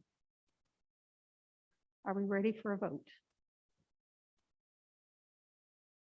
I'm sensing we're ready for a vote. So all in favor of the motion, again, we are voting on 7A, and that is the recommendation to approve first reading and proceed to a public hearing in order to determine the amendment to the municipal planning strategy. And I'm not going to read it all again, but just so that we know what we're voting on. All in favor? Contrary minded? Motion carried. So now we're moving on to 7B. And 7B is a proposed development agreement that will enable the lot consolidations of 94 Pelham Street. So the PID number 600618101 with 102 Pelham Street, PID 600611793. So the motion is the PAC recommends to Town Council to approve first reading following the effective date of policy 3-2A and to proceed to a public hearing in order to consider and if deemed advisable, enter into a development agreement to enable the lot consolidation of the lands of the Lunenburg Arms Hotel, Richburg LP Management, Inc., located at 94 Pelham Street, PID 600611801 and 102 Pelham, PID 600611793.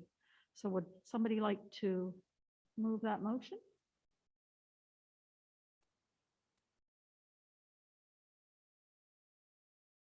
So having no one move the motion. Okay, Councillor Halverson will move the motion. Do I have a seconder? Seconded by Jerry Ralston. Discussion? Colin? Could we bring up the site plan again for this? Sure. Heather, can you bring that up? please. Yeah, that one's fine. Yeah. Just a question to staff, just Arthur, if I may. Arthur, the existing hotel lot, 60061801, what's the frontage and the size of that lot that exists now? You have that? I'm just wondering if it. I'd like to pass that off to Trevor.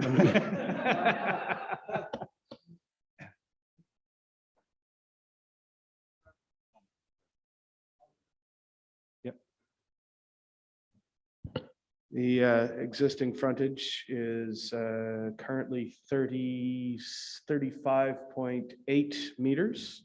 Yeah. And what was the other dimension you were looking for? Well, the area, please. The area of the parcel.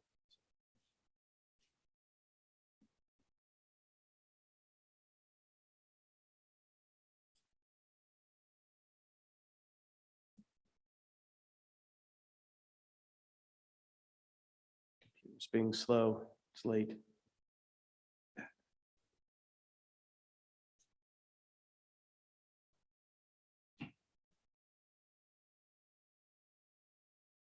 One moment.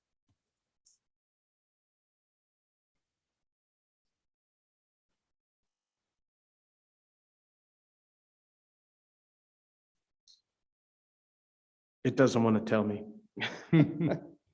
I guess that where I'm heading with this question is, do those lots, are they in compliance with the existing regulations, or are they already, in excess of the allowed area in frontage? And I'll ask the same question across the street too. Sure. So.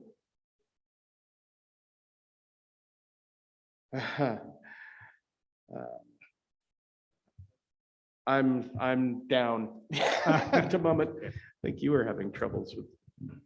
Heather, can you go, sorry, Heather, can you go back to the map from Arthur's original PowerPoint, which showed all the non-conforming lots? We'll probably be able to see it there. No, I know, but Heather's got your original map that you did. So I'm just wondering if the lots would show there as a, yeah.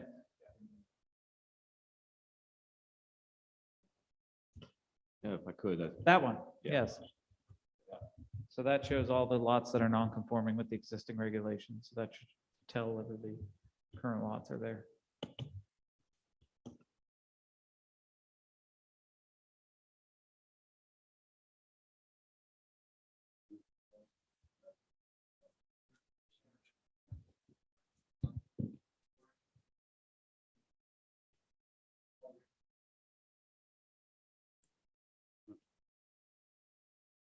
Leave the hotel.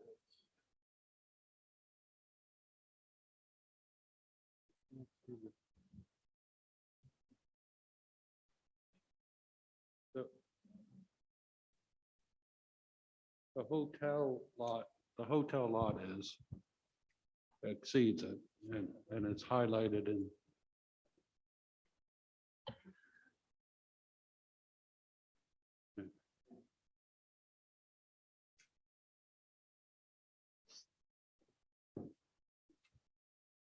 Collins, I think, okay. Any other discussion, questions? Jerry? I just, can you clarify for me, please? We're talking about the property on the south side of Pelham Street now, are we not? Correct. Yeah, south side. Councilor Risser, or Mayor Risser, sorry. Counselor, Yeah, well, I like am in you my know old that you're in my council chair. seated. Yeah, it goes back to that.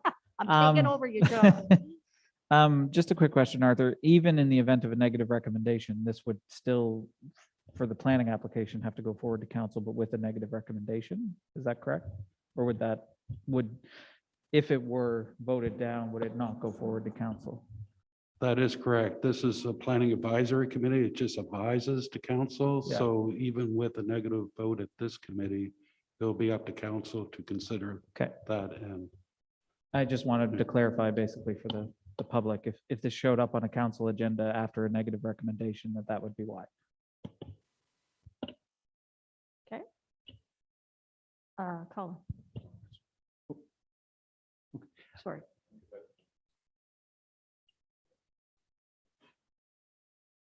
To the mayor's point, I'd be curious to know, and to a lot of the questions were raised today, what is the process after this? You know, this gets recommended to council, but in terms of, and to what Jerry said about scale and massing and form, where's the provision for input in that, in this process, if this were to move forward? Arthur?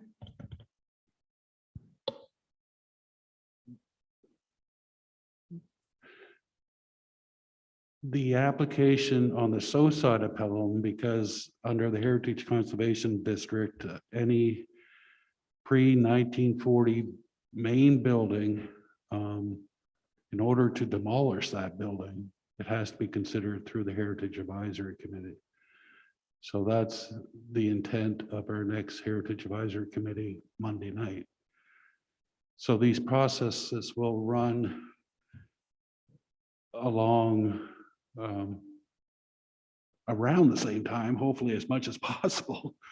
But there are different requirements under the Municipal Government Act for time. Like, for example, we have to advertise 14 days prior to a public hearing under the planning aspects, but it's 21 days under the Heritage Property Act. So it's almost like a dual process with regards to those two different statutes. With regards to our planning application, that even gets more complicated. Heather, if you're able to, oh, she has that up now. She's quicker than I am.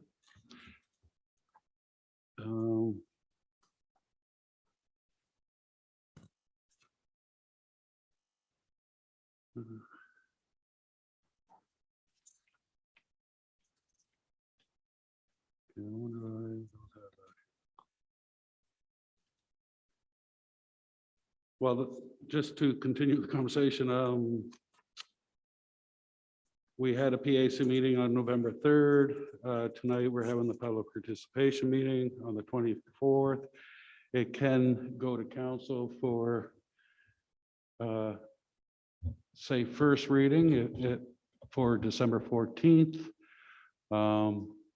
We can hold a public hearing on January 25th. Now, this is just for the MPS amendment. And because that policy has to come in place and be effective before council approves first reading of the development agreements. So we have to wait until, that's why most of the other dates are shown as date unknown, because we don't know how long the review process will take. We have to get it be reviewed by the province, and then they tell us that if everything's in keeping with provincial interest statements and there's no concerns, then we advertise, and then there's the right.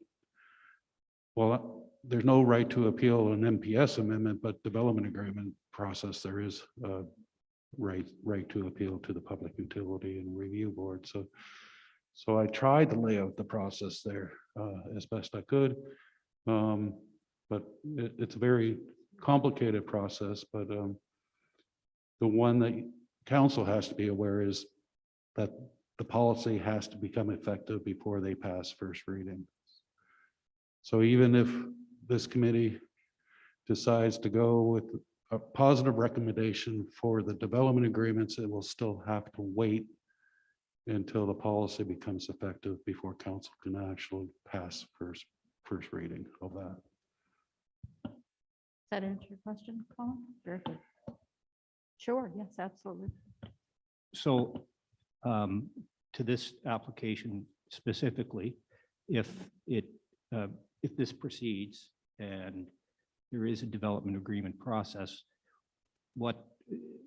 there's an opportunity for public input into that, and is there opportunity to review and amend the scale or the design of the structures in that process through a consultation with the developer?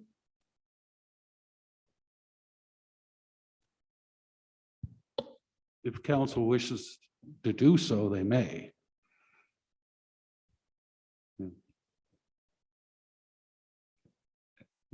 with the developer's process, yes. Okay. Okay, Colin, Jerry?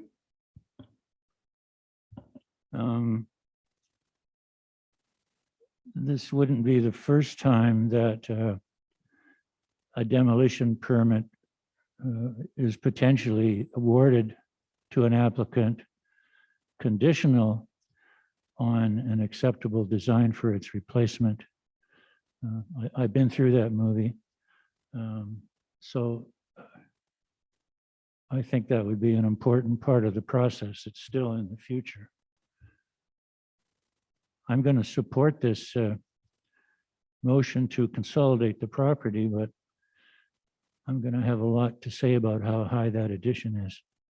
If you took this proposal from an urban design architectural point of view, if you carried the existing proposal to its logical, ridiculous conclusion and kept on going east on Pelham Street with the ridge line of that hotel, by the time you went another block, you'd have about a 7-story building there. I don't think that's what we want.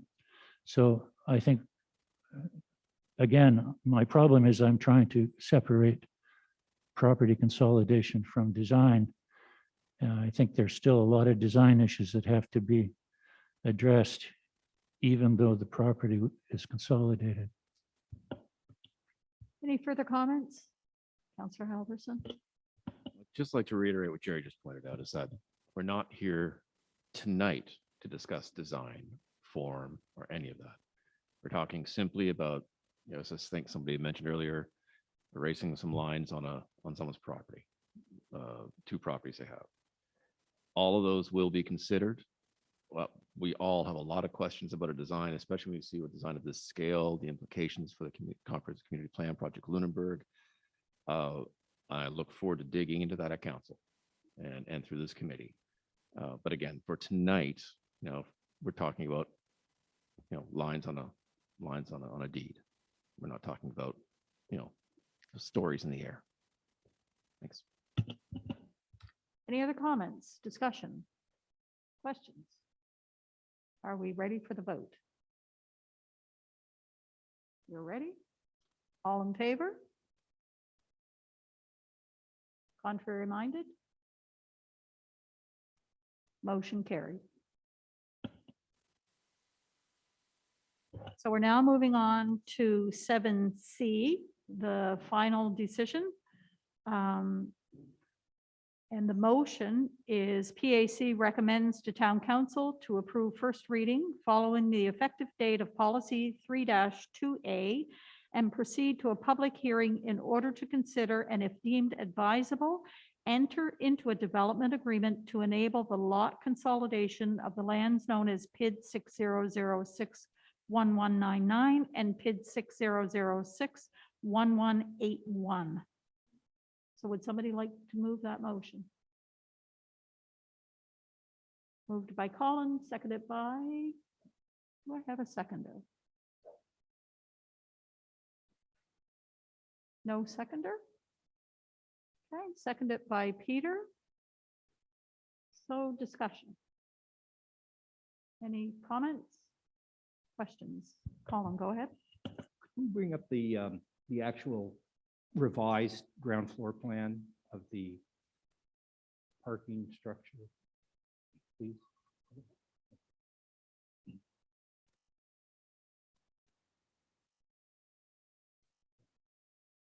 So for clarity, the one you had it. No, the previous one. Yeah.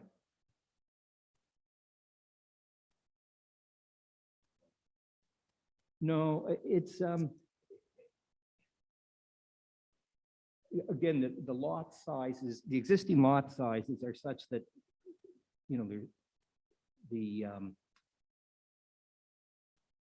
structure is only gaining 1, 2, 3, 4 parking spaces by consolidation.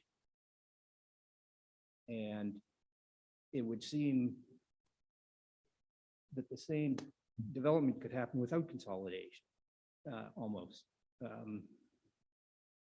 by creating a firewall between the two lots. And maybe with a curtain. So, it's, and, the incremental impact on development of this development, and again, I know by doing the consolidation doesn't seem to me to be major. Again, there'll be discussions about this down the road. But that's my point. Thank you, Colin. Anything further for discussion?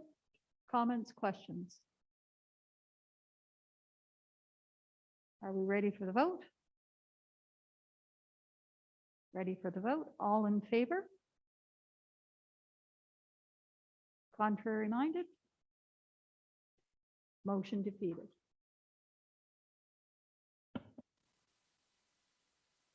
So moving on to the agenda, we're looking at next meeting dates. We'll meet as required. Number 9, would somebody like to move? We adjourn the meeting? Moved by Councillor Halverson, seconded by Colin. Meeting adjourned.